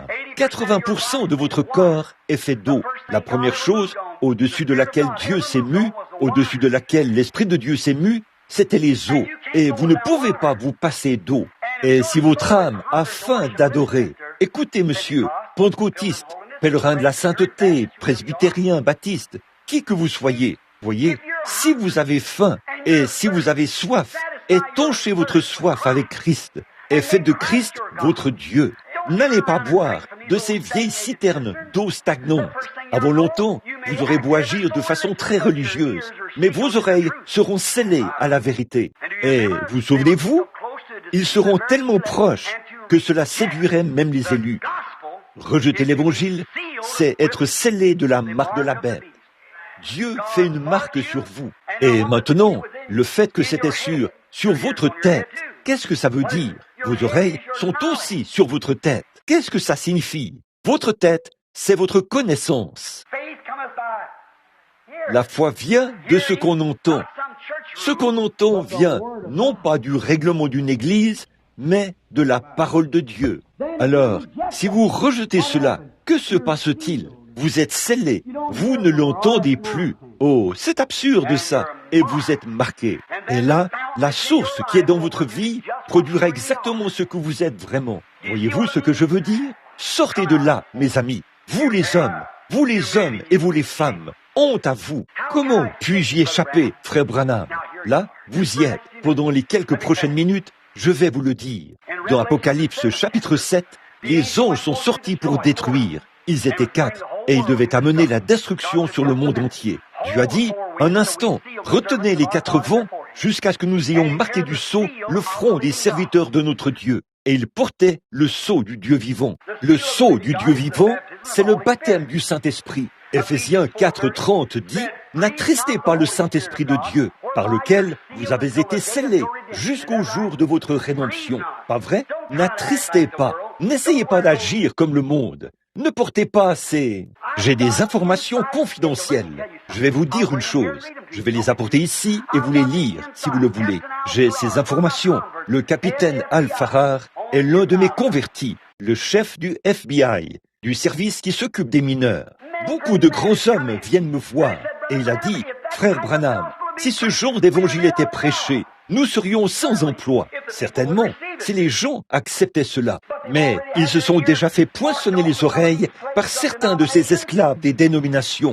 Ils boivent à ces vieilles citernes presbytériennes, luthériennes, baptistes, pentecôtistes. C'est tout. Et ils ne connaissent pas Dieu. Leur cœur n'est pas ouvert. Leur vie prouve ce qu'il en est. Ils ont un tempérament assez colérique pour affronter une scie circulaire. Ils vous injurent pour un oui, pour un non, et vous disent de la fermer. Eh bien, l'autre jour, une folle au volant conduisait et est passée juste devant moi. Elle a failli tuer 2 de mes enfants. J'ai dit, Madame? Elle a dit, fermez-la, c'est moi qui conduis. Et avant que j'arrive à la maison, 26 femmes au volant ont failli nous tuer. Nous en avons fait le décompte. Ils ont fait une erreur lorsqu'ils leur ont accordé le permis de conduire. Ils leur ont donné le droit de vote. Ils les ont affectés aux travaux publics. Et pendant la guerre, dans la ville de New York, il y a eu plus d'enfants illégitimes qui sont nés de prostituées dans la ville de New York et leurs maris étaient outre-mer qu'il y a eu de soldats tués pendant les 4 années de guerre. Quand une femme sort de la cuisine, elle n'est pas à sa place. Qu'elle prêche l'évangile ou quoi que ce soit d'autre, elle n'est pas à sa place. L'homme n'a pas été fait pour la femme, mais la femme a été faite pour l'homme. L'homme n'est pas un produit dérivé de la femme, mais la femme est un produit dérivé de l'homme. Je sais que ça roussit, mais c'est une pilule de l'évangile qui ouvrira votre tube digestif spirituel et qui fera en sorte que le Saint-Esprit se répande en vous et fasse de vous une personne différente. Si vous croyez cela, Amen. C'est ce que la Bible dit. Bon, pouvez-vous entendre ou est-ce que votre oreille est déjà bouchée? Maintenant, si vous doutez de ceci, lisez 1 Corinthiens chapitre 11 quand vous rentrerez pour voir si ce n'est pas le cas. Voyez si ce n'est pas vrai. Et d'autres passages des Écritures, Ésaïe 6, Ésaïe 5, oh là là, d'un bout à l'autre de l'Écriture. Colossiens, Galates, c'est Paul qui parle et qui dit « Obéissez à votre mari, tout comme vous. » Mais votre mari est tellement froussard, un substitut de chrétien tellement efféminé, il est une honte pour l'humanité. À plus forte raison pour le royaume de Dieu, car il vous laisse faire une telle chose. En effet, il vous craint plus qu'il ne craint Dieu. Il craint que vous le mettiez à la porte. Peu lui importe que Dieu le mette à la porte. Il peut aller chez les presbytériens ou chez les méthodistes. Mais si vous le mettez à la porte, oh là là, que va-t-il se passer? Vous, les déesses, et vous qui aimez les déesses, pourquoi n'avez-vous pas de colonne vertébrale en vous? Je ne sais pas pourquoi je parle comme ça. Quelque chose me pousse à parler de cela. Je ne sais pas. C'est vrai, je ne suis pas en train de vous réprimander. Femmes, hommes, je vous mets simplement en garde. Ainsi dit le Seigneur. Mettez-vous en règle avec Dieu. Comment puis-je y échapper, frère Branham? Ce n'est jamais en adhérant à l'Église. Il se peut que vous soyez baptisé au nom de Jésus, au nom du Père, Fils, Saint-Esprit, 3 fois en avant, 3 fois en arrière, à l'envers, comme bon vous semble. Il se peut que vous ayez été aspergé, qu'on ait versé de l'eau sur vous, que vous ayez inscrit votre nom dans un registre. Mais tant que vous n'êtes pas né de nouveau de l'Esprit de Dieu, cette vie du diable demeure encore en vous. C'est vrai, comprenez-vous? Maintenant, écoutez attentivement avant que je termine. Comment puis-je y échapper, frère? Ni homme ni femme n'est accepté ou exclu. Vous êtes tous un aux yeux de Dieu quant à ceci. Comment y arrivez-vous? Votre cœur est une matrice. Vous voyez de quoi je parle, les femmes et les hommes. Votre cœur est la matrice. Et la matrice contient la semence. Et la semence, c'est l'évangile. Maintenant, la semence, toute seule dans son cœur. Peu importe le nombre de Gamaliel auprès desquels vous vous asseyez, peu importe combien grand est votre pasteur et combien vous avez lu la Bible, elle ne prendra jamais vie tant que le germe de vie n'y sera pas entré. La semence de la femme, c'est quelque chose de merveilleux. C'est ce qui constitue le corps, mais elle n'a pas de vie. Elle ne le peut pas. Cela lui est impossible. Elle n'a pas de vie, pour commencer. Donc, peu importe combien vous connaissez la Bible et à quel point cela est bien logé dans votre cœur, vous demeurez un pécheur. Maintenant, qu'est-ce qui arrive? Le cœur, c'est la matrice, et la foi vient par une oreille ouverte, qui n'a pas été scellée par la théologie. La foi vient de ce qu'on entend, du fait d'entendre. La parole pénètre dans la pensée. Vous prenez une décision à ce sujet. Est-ce que cela est vrai? Cela pourrait-il être vrai? Eh bien, la Bible dit, je crois cela. Ouf! Cela descend dans le cœur. À ce moment-là, c'est une matrice. Alors le sexe mâle, nous sommes l'épouse, la femme. La semence entre dans l'Église. Alors, le sexe mâle, qui est la cellule sanguine, le sang de Christ est appliqué. Et dans le sang se trouve le germe de vie, qui entre dans la semence et qui produit un bébé nouveau-né, qui crie « Abba, Père, Abba, Père, mon Dieu, pourquoi ai-je fait ces choses? Mon Dieu, mon Dieu !» Voilà, c'est ça. Il y a cette petite matrice, là, dans votre cœur, dans laquelle la semence tombe ce matin. Ne voulez-vous pas ouvrir les yeux? Ne voulez-vous pas la laisser descendre? Non pas de votre pensée, de la matrice de votre cœur. Homme comme femme, il n'y a ni homme ni femme quant à ceci. Chacun de vous a un cœur. Laissez-la tomber ici et dites, eh bien, certainement, c'est la vérité. Écoutez, la Bible dit, n'agissez pas comme les païens, les incroyants. Ne vous mettez pas sous un joug avec eux. Sortez du milieu d'eux. Ne soyez pas comme ça. Si vous aimez le monde ou les choses du monde, les modes. Ce mot vient du mot grec cosmos, qui signifie les modes de ce monde.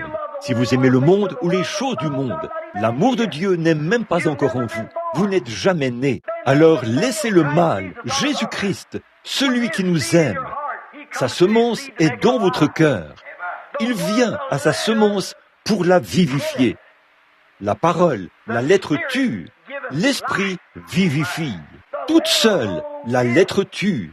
Mais lorsque le Saint-Esprit descend par le sang purificateur, dans cette matrice, un germe prend vie. Qu'est-ce qui se produit dans une mère? Le petit œuf reste là, la petite semence reste là, attendant le mâle. Et dès que le germe mâle est là, ce germe mâle avance rapidement. Qu'est-ce que c'est? Une cellule de sang. Elle s'ouvre. Oh Dieu! Pouvez-vous entendre et comprendre ce que je veux dire? Oh Dieu! Alors elle s'ouvre, et autour d'elle se forme une petite poche de sang. À l'intérieur de cela, c'est là que ça donne vie à ce petit œuf. Et là, à l'intérieur, ça commence à prendre forme. Là, à l'intérieur, ça produit la vie. Nous sommes conçus par le Saint-Esprit. L'Esprit de Dieu entre dans notre cœur. Il nous apporte une nouvelle personne, Jésus-Christ. Les choses anciennes meurent. Si vous refusez d'entendre cela et que vous continuez à dire, eh bien, mon prédicateur a dit ceci, cela ou autre chose, et que vous refusez d'avoir la vie, vous devenez stérile. Alors vous en arrivez au point où vous ne pouvez plus avoir d'enfants. Vous êtes stérile. Vous êtes dans l'opprobre. Vous ne pouvez pas avoir d'enfants. Et si vous attristez l'Esprit de Dieu trop de fois, vous êtes scellé. Vous ne l'entendez plus. La première fois que vous l'avez entendu, oh là là, vous avez laissé pousser vos cheveux. Vous vous conduisiez comme des dames. Vous ne portiez pas ces choses. Vous agissiez comme une dame. Vous agissiez comme un homme. Vous mainteniez votre maison en ordre. Vous faisiez ces choses. Mais par la suite, tout à coup, les choses ont commencé à changer. Qu'est-ce qu'il y a eu? Vous n'avez jamais laissé la vie entrer et se mettre à l'œuvre. Vous êtes mort prématurément. C'est vrai. Laissez maintenant l'Esprit de Dieu entrer. Entrez en entendant la parole. Vous l'avez entendu, c'est la Bible. Si vous recevez la marque de la bête, vous êtes perdu pour toujours. Si vous recevez le sceau de Dieu, vous êtes scellé pour toujours. Voilà les deux esprits qui sont à l'œuvre. Peut-être que dimanche, dans une semaine, ou dès que je pourrai revenir, nous terminerons cela. Nous irons plus loin pour voir ce qu'ils sont. Voulez-vous recevoir cela ce matin? alors que nous courbons la tête pour un mot de prière. Notre sœur va s'avancer au piano maintenant, si elle le veut bien, alors que vous prenez votre décision. Aujourd'hui, il y a assis ici des gens qui sont en train de prendre c'est peut-être votre décision finale. Ou bien vous le serez, ou bien vous ne le serez pas. Êtes-vous allé si loin de le péché, ma sœur, mon frère? Êtes-vous allé si loin de le péché? Et avez-vous franchi la ligne de démarcation, si bien que vous pensez que cela est insensé, et que pour vous, ce n'est pas la parole de Dieu? Êtes-vous dans cet état-là? Ou avez-vous encore un petit tintement, là, à l'intérieur? La porte n'est pas complètement fermée? Vous dites, oui frère, je crois que c'est la vérité, et ce matin, j'accepte cela, et à partir d'aujourd'hui, je veux que, par la grâce de Dieu, ma vie soit différente. Je lève maintenant les mains vers Jésus-Christ. Je le prie d'être miséricordieux envers moi et de faire que le flot de sa vie pénètre en moi et fasse de moi un bébé nouveau-né dans le royaume, afin que ma vie soit comme la sienne. Voulez-vous le faire alors que vous levez la main vers Christ? Que Dieu vous bénisse. Et vous, et vous, vous, et vous, et vous, et vous. Quelqu'un d'autre voudrait-il maintenant lever la main? J'accepte Christ, je crois cela. Il vous entend, il vous connaît. Regardez ce qui se passe dans le monde. Nous sommes à la fin. Il ne vous reste plus que quelques jours, mes amis. Savez-vous que ce qui est suspendu là-bas en Russie, votre nom y est déjà inscrit? Savez-vous que là-bas, en enfer, une étiquette est accrochée à la porte, car on s'attend à votre arrivée un de ces matins? Vous feriez mieux d'envoyer quelqu'un qui peut aller là-bas et la prendre pour vous, l'enlever. Il n'y en a qu'un seul qui puisse le faire. C'est le Fils de Dieu. J'ai vaincu la mort et le séjour des morts. Je suis celui qui était mort et qui vit au siècle des siècles. Tout le reste n'est que sable mouvant. Il y a environ 6 ou 8 personnes qui ont levé la main. Y en a-t-il un autre? Alors que vous prenez votre décision, levez simplement la main vers Dieu et dites, maintenant, je lève la main vers Christ pour être son serviteur à partir de ce jour. Que Dieu vous bénisse, jeune fille. Quelqu'un d'autre? Alors que nous passions un instant, je vais lever la main vers Christ. À partir d'aujourd'hui, je débarrasse mon cœur du monde. Je rends mon cœur pur et propre. Je veux connaître Christ. Le connaître lui, c'est la vie. Ce n'est pas connaître la Bible qui est la vie. Ce n'est pas connaître la théologie qui est la vie. Mais connaître Christ, c'est la vie. Voulez-vous lever la main une fois de plus maintenant? Y a-t-il quelqu'un d'autre juste avant qu'on termine? C'est votre décision. La seule chose que je peux faire, c'est de prêcher la parole.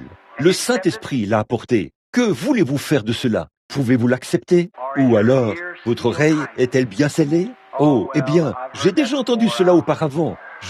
Une autre fois. Oh, que Dieu soit miséricordieux envers vous, mon frère perdu. Et vous ne savez pas que, avant que vous ayez franchi cette porte, votre cœur pourrait s'arrêter. Vous ne savez pas si vous pourrez assister à une autre réunion de l'Évangile.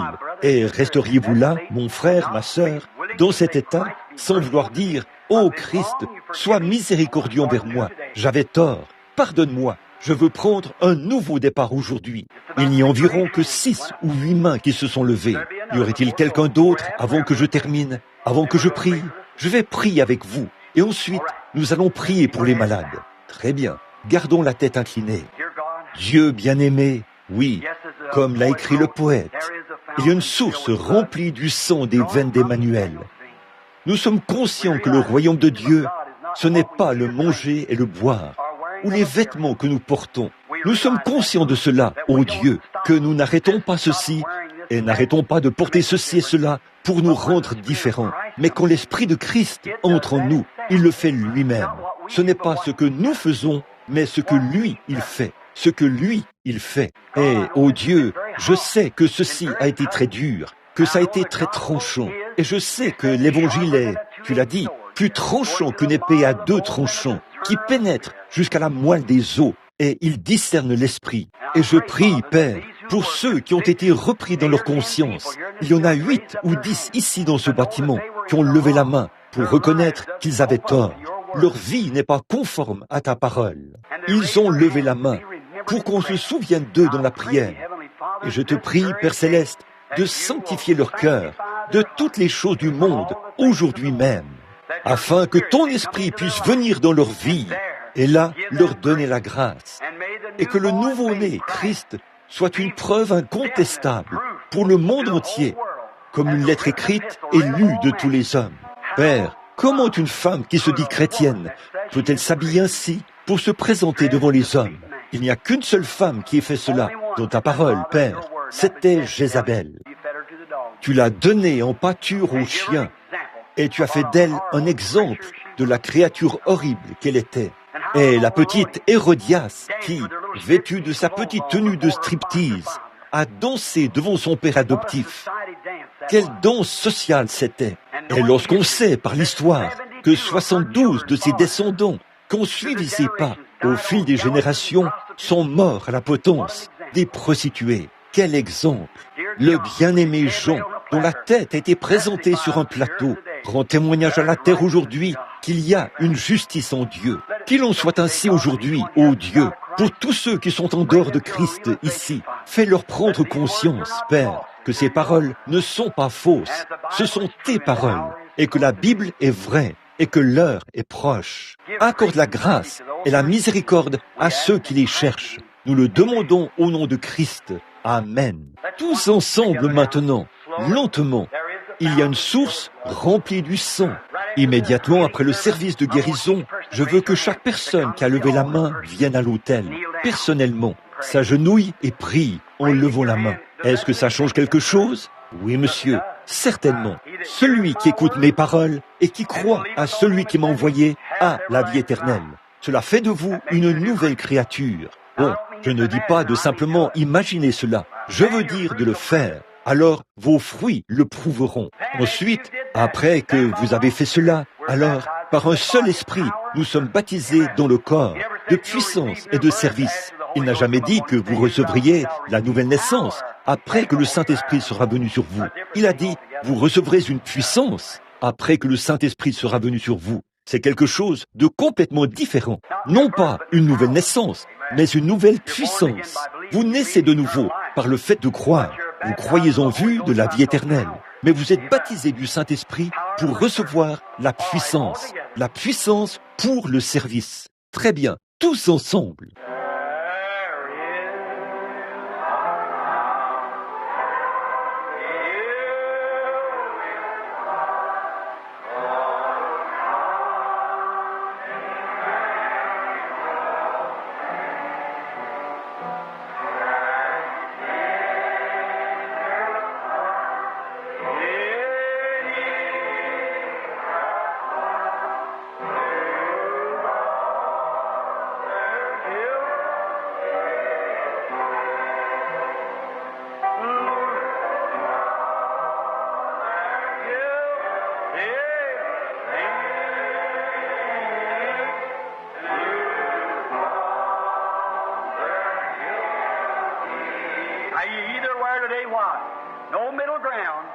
Alors, vous êtes l'un ou l'autre aujourd'hui. Quoi? Il n'y a pas de terrain neutre. Vous avez soit la marque de la bête, du monde, l'église apostate, soit le sceau de Dieu, saint, l'acceptable. Bon, un instant là. Souvenez-vous que chaque personne qui franchit cette porte aujourd'hui repart soit avec la marque de Dieu, soit avec la marque de la fin, l'église apostate. Oh, dites-vous, frère Branham, ça n'a absolument rien à y voir. Le diable va à l'église. Il est très religieux. La Bible dit, êtes-vous né de nouveau? Votre vie s'aligne-t-elle sur sa parole? Est-ce que vos actions, est-ce que votre vie, est-ce que votre habillement, est-ce que votre comportement, est-ce que votre esprit, est-ce que votre foi, est-ce que tout cela s'aligne sur la parole de Dieu? Alors cela montre que la vie qui est en vous, c'est la vie de Christ. Maintenant, encore une fois, tout doucement et tendrement là. Le brigand mourant, sa dernière heure, vit avec joie cette source de vie en son jour. Et moi qui suis vil comme lui, j'y puis laver mes péchés. Tous ensemble maintenant, fermons simplement les yeux et levons les mains vers Dieu alors que nous le chantons.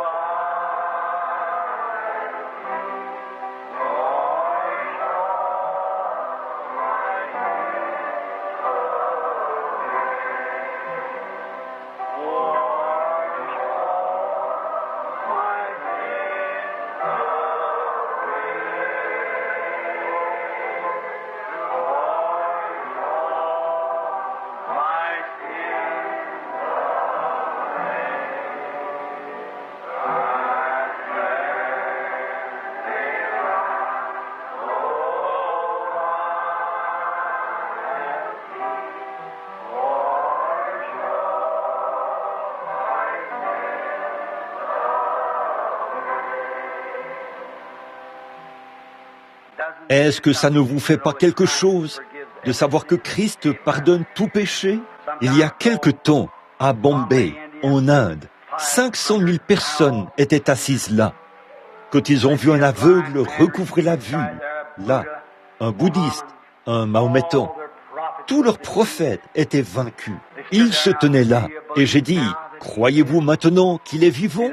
J'ai vu des milliers de mains se lever. À Durban, en Afrique du Sud, il y a eu 30 000 personnes qui ont reçu Christ d'un seul coup, après qu'il a redressé un homme qui était terriblement déformé. Il n'y a pas longtemps, là, à Winnipeg, en Chine, ou à Winnipeg, au Canada, un petit garçon chinois, un petit adorateur de Bouddha, à peu près haut comme ça, un petit nain, disons, s'est avancé. Il était aveugle, il avait adoré Bouddha. Et j'ai dit, si Christ te guérit, vas-tu le servir? Il a dit, je ne servirai aucun autre Dieu que celui qui guérira mes yeux. Pendant qu'il se tenait là, ses yeux se sont ouverts. Il s'est mis à pleurer. Il a regardé autour de lui, il a dit, oh, je peux voir. La première chose qu'il a dite, c'est, je vois la croix où mes péchés ont été expiés. Et je pense, alors que je parcours différents pays et que je vois différentes personnes, je vois venir les grands signes que Jésus a annoncés. Il a dit, un temps où on ne sait que faire. L'angoisse chez les nations. Des voitures sans chevaux circuleraient dans les rues. Elles auraient des phares et elles se heurteraient les unes contre les autres. Et il y aurait toutes ces choses que les prophètes ont annoncées tout au long des âges, disant qu'ils voleraient dans les airs comme les oiseaux et se déplaceraient sous l'eau comme les poissons. Il y aurait une grande angoisse chez les nations. Et on voit toutes ces choses. Il a dit, en ce jour-là, on ferait venir l'Esprit de Dieu. Il ferait des exploits, des signes et des prodiges. Ce serait le temps de la fin. Il a dit, au temps du soir, la lumière paraîtra. Toutes les nations viendront. Dieu appelle aujourd'hui. Je prie que vous le receviez. Bon, ce soir, il y aura un service au tabernacle. Notre très honorable et bien-aimé frère Neville parlera ce soir, je suppose. J'ai l'intention d'être ici moi-même, si le Seigneur le veut. Junie, je vais essayer d'aller chez toi jeudi soir, si je le peux, si c'est possible. Là-bas, à New Albany, je pense que c'est le jour où vous avez votre réunion du soir, n'est-ce pas? Je m'efforce de visiter les petites églises. Et maintenant, chers amis, ensuite, écoutez l'émission de frère Neville. Je veux prendre cette marque de la bête et vous montrer exactement où elle se trouve aujourd'hui. Vous montrer où en est chaque tribu d'Israël. Montrer que tout est fin prêt et qu'on n'attend plus que la parole qui doit être proclamée du ciel. Voici, il vient. Voyez, c'est vrai. J'ai étudié, veillé, attendu et prié. Or, mon service de ce matin, là, c'est de prier pour les malades. Il y en a ici qui sont venus de différentes régions du pays pour qu'on prie pour eux. Et nous voulons certainement prier pour eux. Je veux vous assurer que Dieu est le guérisseur et qu'il guérit toutes sortes de maladies. Combien ici ont déjà été guéris? Faites voir votre main. Bon, vous pouvez voir. Et si je le leur demandais, il y aurait des gens qui avaient le cancer, qui étaient aveugles, sourds, muets, infirmes. Imaginez un peu ce qu'il en sera ce jour-là. Quelqu'un a dit, je ne crois pas à la guérison. J'ai dit, vous êtes arrivé juste un peu trop tard. C'est vrai, juste un peu trop tard. Le Saint-Esprit vous a devancé, là. L'autre jour, quand j'ai su que mon frère se mourait là-bas, alors que j'étais au Canada, tout juste à la frontière du Canada, comme le Seigneur était miséricordieux, il faisait 41 degrés de fièvre. Il dépérissait. Je m'étais agenouillé pour prier. Et les médecins sont arrivés là, les spécialistes de Louisville, et ils ont dit, eh bien, fiston, je ne sais pas ce qu'est ta foi, mais, a-t-il dit, quelqu'un d'autre que le médecin était ici. C'est vrai. Hier, je l'ai emmené chercher sa voiture à Scottsburg. Ils avaient dit, on ne lui donne plus qu'une heure à vivre. Faites venir sa famille, car s'ils sont à plus d'une heure d'ici, ils ne le verront plus. Eh bien, ça montre bien que la prière change les choses. Je suis si heureux que nous ayons un Dieu vivant. Il y a des millions de témoignages de sa gloire. Maintenant, sœur Gertie, ce vieux cantique bien connu. Courage, cher troupeau, quelle que soit ta voix. Il est ici. Maintenant, combien sont ici pour qu'on prie pour eux? Faites voir votre main. Ceux pour qui on va prier, voudriez-vous lever la main? Il semble bien en avoir plus ou moins une quinzaine. Et nous voulons que vous, maintenant, pendant que nous chantons, crois seulement, nous voulons que vous veniez à l'hôtel pour qu'on prie pour vous. Et une fois que vous serez ici en avant, nous allons laisser partir les gens. Ils sont libres de rester ou de partir. Et ensuite, nous prierons pour les malades. Ou, attendez, ça ne prendra peut-être qu'un instant. Le Seigneur fera peut-être quelque chose ici ce matin que vous aimeriez voir. Peut-être que le Seigneur guérira quelqu'un qui est aveugle, sourd ou muet. Alors, nous ne savons pas exactement ce qui va arriver. Les réunions ici au tabernacle, nous les conduisons un peu différemment de ce que nous faisons dans les réunions à l'extérieur. D'habitude, nous les faisons venir un à un pour exercer le discernement afin de voir ce qu'il y a dans leur vie et ce qu'ils ont fait. Ici, nous prions et nous leur imposons les mains parce qu'ils sont trop nombreux du fait que les gens viennent de toutes les régions du pays. Je vais vous le montrer. Ceux ici qui viennent d'aussi loin que 80 km de Jeffersonville, pour qu'on prie pour eux, levez la main. Voilà. Combien viennent de 160 km? Levez la main. Voilà. 320 km, 480 km. Vous voyez ça? Voyez? Voilà ce qu'il en est. Vous voyez? Il y en a probablement qui viennent de beaucoup plus loin, de différentes régions. Ils viennent et attendent ici, dans des hôtels et tout, jusqu'à dimanche matin, pour qu'on prie pour eux. Alors, pour les faire passer tous, après la prédication, nous les faisons simplement avancer. Nous prions pour eux, nous les oignons d'huile et nous leur imposons les mains. Et, oh, combien Dieu opère des miracles pour nous. Et nous croyons cela. Maintenant, pendant que nous chantons, est-ce que, je me demande si les frères pourraient préparer une rangée. Frère et sœur Max Padin, je me demande si vous voudriez bien avancer par ici un petit peu, et certains d'entre vous aussi, pour que ces gens puissent venir et se mettre en ligne ici, le long de l'autel. Qu'ils forment une ligne par ici, de ce côté-ci, pour qu'ils puissent passer par ici, de ce côté-ci. Pendant que tous les autres chantent, il y a une source remplie du sang. Là, à ma droite, mettez-vous en ligne, juste ici, et on pourra prier pour chacun qui passera dans la ligne. Avancez jusqu'ici, pour qu'ils puissent repartir. Très bien.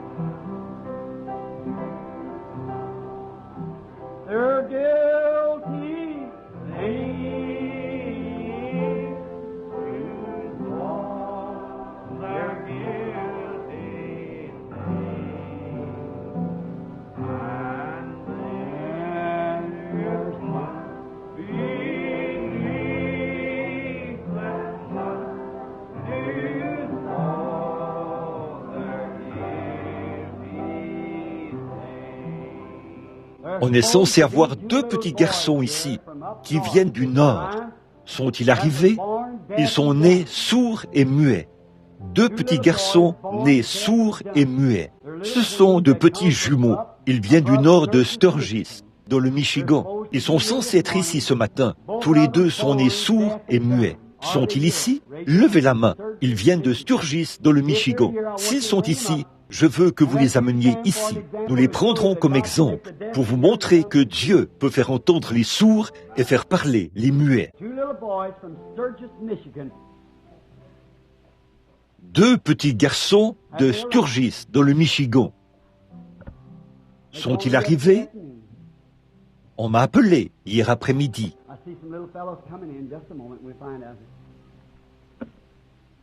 Je vois de petits garçons qui arrivent.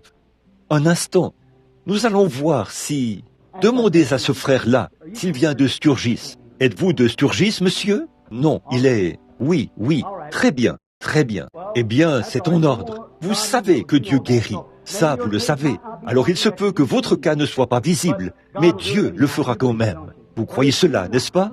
Que ce soit visible ou pas, mais je pourrais simplement... Dieu guérit. Combien étaient à Indianapolis l'autre soir, lorsque cette femme sourde et muette, celle qui était née sourde et muette, a reçu l'ouïe et l'usage de la parole. La dame l'avait emmenée de quelque part, de Joliet dans l'Illinois, ou quelque part.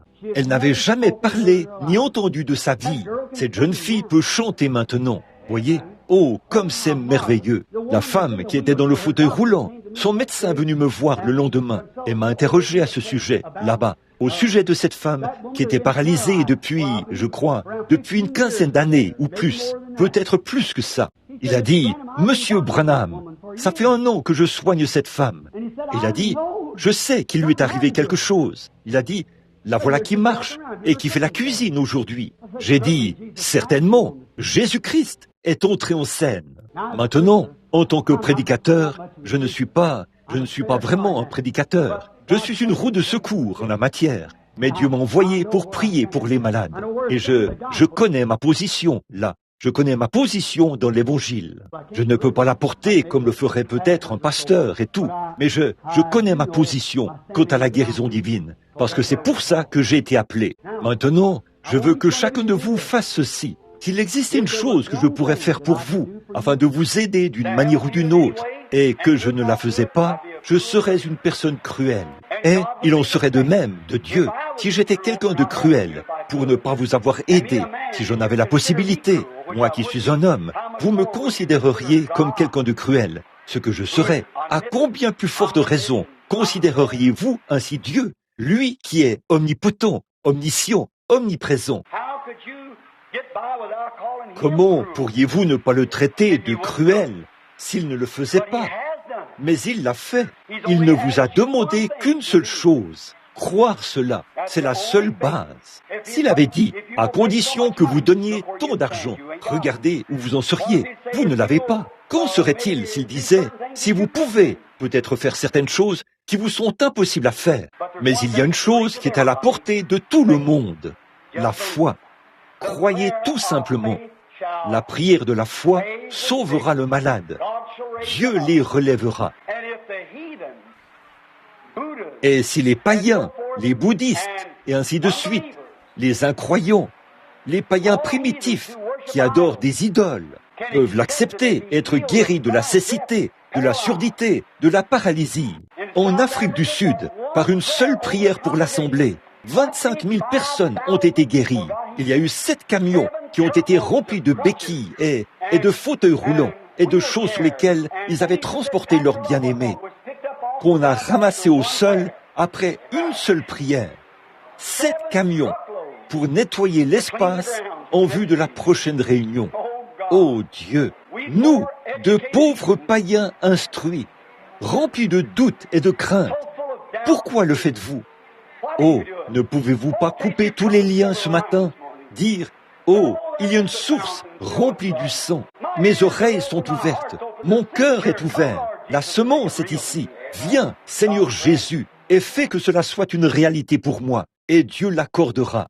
Voici un homme âgé que j'ai rencontré il y a quelques instants, alors que je franchissais la porte. Il était ici il y a des années, à cause d'un problème de vésicule biliaire.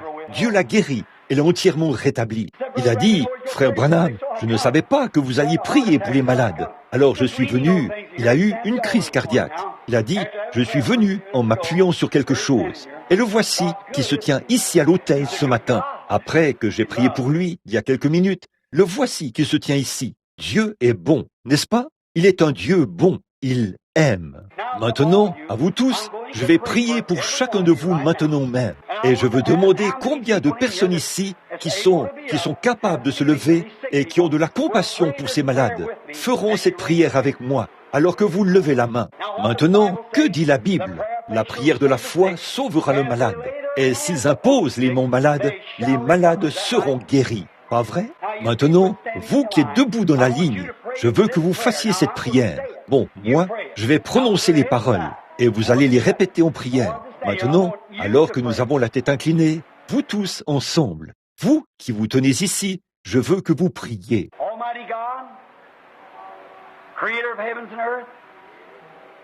Dieu Tout-Puissant, Créateur des cieux et de la terre, Auteur de la vie éternelle, je crois maintenant en Jésus-Christ, ton Fils, après l'avoir accepté comme mon sauveur personnel.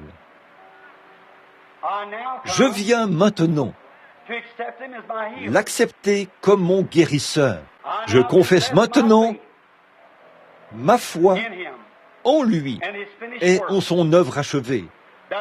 C'est pour ça que je me tiens dans cette ligne.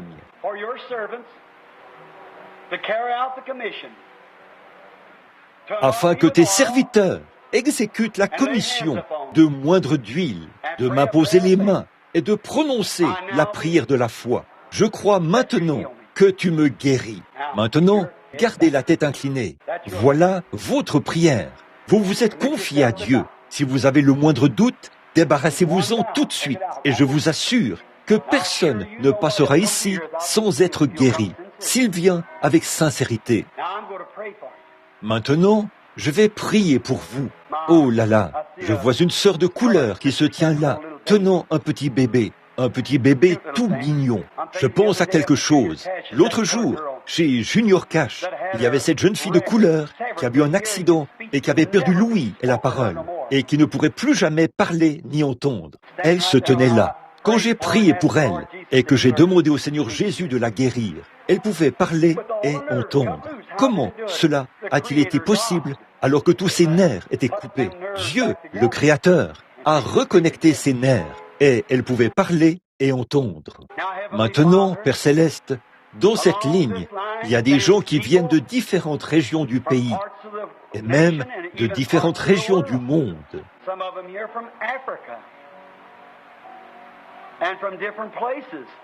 Il y en a ici qui viennent de l'Afrique et de différents endroits.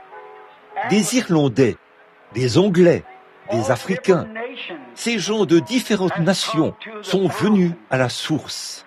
Et je les amène à toi sur la base de la confession de leur foi. Et après que je leur ai fait répéter ces mots à tes oreilles, ma prière, ô Dieu, c'est que cela ait été fait en toute sincérité et que cela soit venu du plus profond de leur cœur.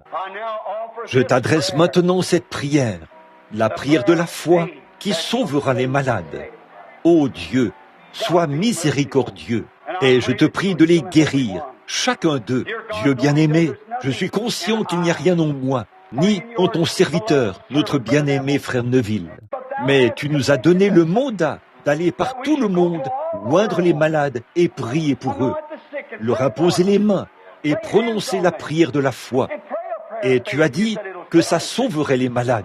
Et je sais que nous avons la puissance. Tu nous l'as donné quand tu nous as donné le Saint-Esprit. C'est ça, la puissance. Et maintenant, Seigneur, donne-nous la foi pour faire agir cette puissance. Nous avons vu que lorsque tu as donné aux disciples la puissance et que tu leur as dit de ressusciter les morts, de guérir les malades et de chasser les mauvais esprits, nous avons vu qu'ils ont été vaincus. Et ils t'ont dit, pourquoi n'avons-nous pas pu le faire alors que tu nous as donné la puissance? Tu as dit, à cause de votre incrédulité. Ô Dieu, ôte mon incrédulité et l'incrédulité de cet auditoire. Et je m'approche de toi, Seigneur, comme si j'étais en train de mourir. Et je me tiens dans la brèche, ici ce matin, entre les vivants et les morts.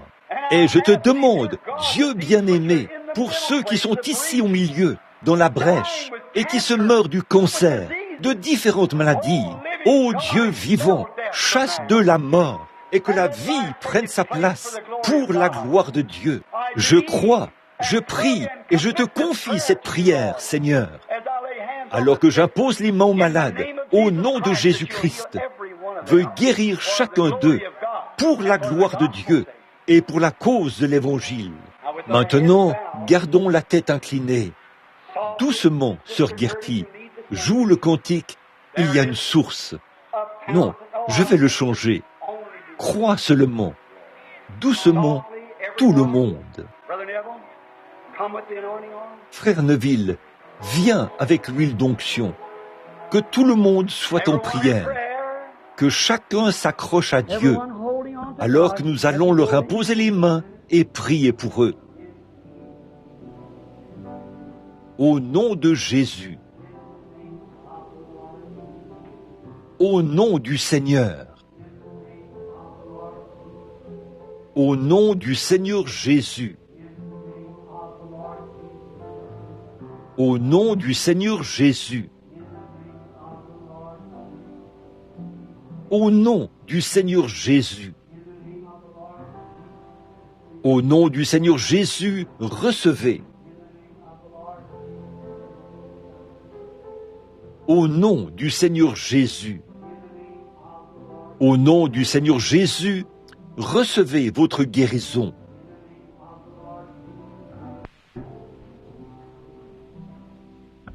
Au nom du Seigneur Jésus, j'ai confiance que Dieu ne pense pas que j'essaie de faire quelque chose de mal.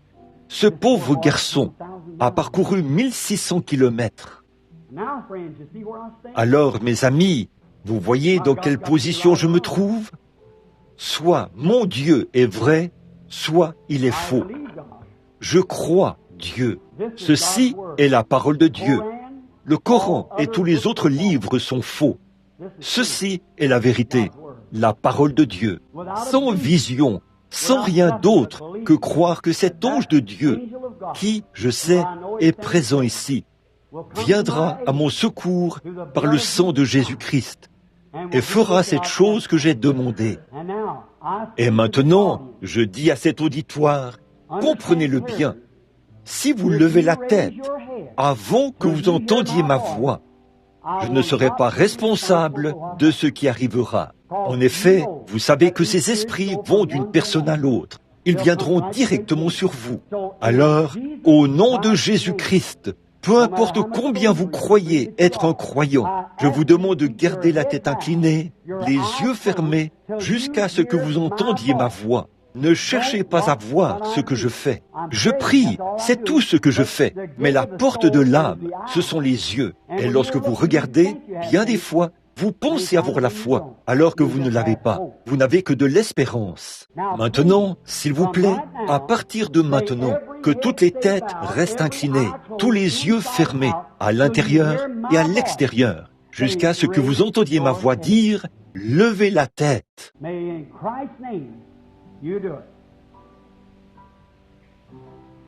Puissiez-vous le faire au nom de Christ.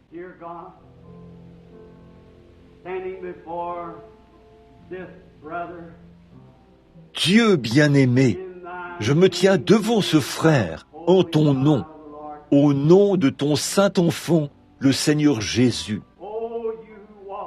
Ô toi qui as marché en Galilée, toi qui as fait entendre les sourds, fait parler les muets, fait voir les aveugles, tu as projeté par le Saint-Esprit cette puissance dans ton Église. Ô Dieu éternel, qui a ressuscité Jésus d'entre les morts, aide-moi à avoir la foi à cet instant, parce que ce garçon, comme il est sourd et muet, il ne peut pas entendre et ne sait pas comment s'approprier la foi. Puisse-t-il entendre, Seigneur? Et maintenant, m'appuyant sur la grâce souveraine de Dieu, sur le témoignage que le Saint-Esprit a rendu et sur la confirmation d'un ministère mondial que tu as accordé à ton serviteur inutile. Une personne indigne, quelqu'un qui est incapable, mais qui est un croyant. Je défie maintenant cet esprit muet au nom de Jésus-Christ, le Fils de Dieu. Et d'un cœur sincère, je dis, sors de cet homme, car je t'adjure par le Dieu vivant de le quitter, afin qu'il soit rétabli. Au nom de Christ, je te défie de sortir de cet homme, par le sang du Seigneur Jésus.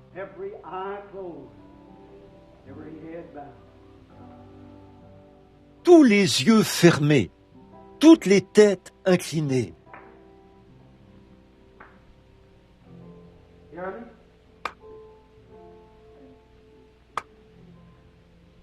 M'entendez-vous? M'entendez-vous? Vous m'entendez?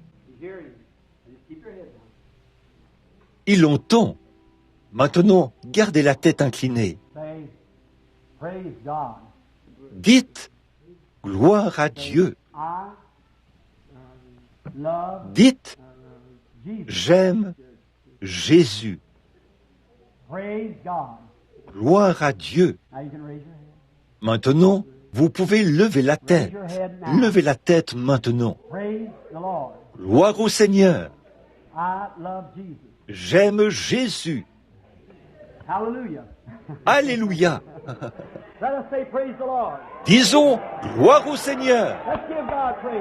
Donnons la louange à Dieu. Levons-nous un instant. Dieu Tout-Puissant, auteur de la vie éternelle, donateur de tout bon don, envoie tes bénédictions sur ces enfants. Je te prie de les oindre. Donne-leur ce que leur cœur désire en les remplissant du Saint-Esprit. Que de grands signes et des prodiges soient accomplis pour la gloire de Dieu, par le nom de Jésus. Amen. Maintenant, vous pouvez vous asseoir. Il dit que par le micro, il m'entend un peu par le micro. Agitez la main. Vous entendez par le micro? Vous m'entendez un peu? Là, vous m'entendez? Oui? Gloire au Seigneur. Disons, gloire au Seigneur. Amen. C'est bien. Maintenant, que s'est-il passé? L'esprit sourd et muet l'a quitté. Là, il commence à parler comme un bébé, à entendre comme un bébé, à comprendre comme un bébé. L'esprit qui s'était emparé de lui l'a quitté. Maintenant, assurez-vous qu'il continue à le faire. Voyez, ne laissez plus l'incrédulité s'installer. Continuez. Amen. Et soyez en bonne santé. Amen. Oh, vous devriez voir son visage. Combien il sourit tout en regardant par ici. Joue de la musique, sœur Gertie. Vous entendez cela? Attendez. Oui, il est en train de me parler. Amen. Disons, gloire au Seigneur, tout le monde. Jésus vit et règne, n'est-ce pas? Disons, je crois. Je crois. J'aime Jésus. J'aime Jésus. Gloire au Seigneur. Gloire au Seigneur. Maintenant, courbons la tête un instant. Comme c'est merveilleux, comme c'est glorieux, comme ce sera ennuyeux et insipide. Quand je ne verrai plus Jésus, les douces perspectives, la douce musique, les douces fleurs, tout cela aura perdu sa beauté pour moi. Les champs s'efforcent en vain de paraître joyeux. Mais quand je suis heureux en lui, décembre est aussi agréable que mai. Comme c'est merveilleux. Ô Dieu, combien nous t'aimons et t'adorons, combien nous te louons, que tu es incomparable, que tu es bon, que tu es plein de miséricorde. Levons les mains très lentement maintenant vers lui et adorons-le pendant un instant. Si vous voulez bien lever les mains et dire gloire au Seigneur Jésus. Viens, frère Neville, termine par un mot de prière.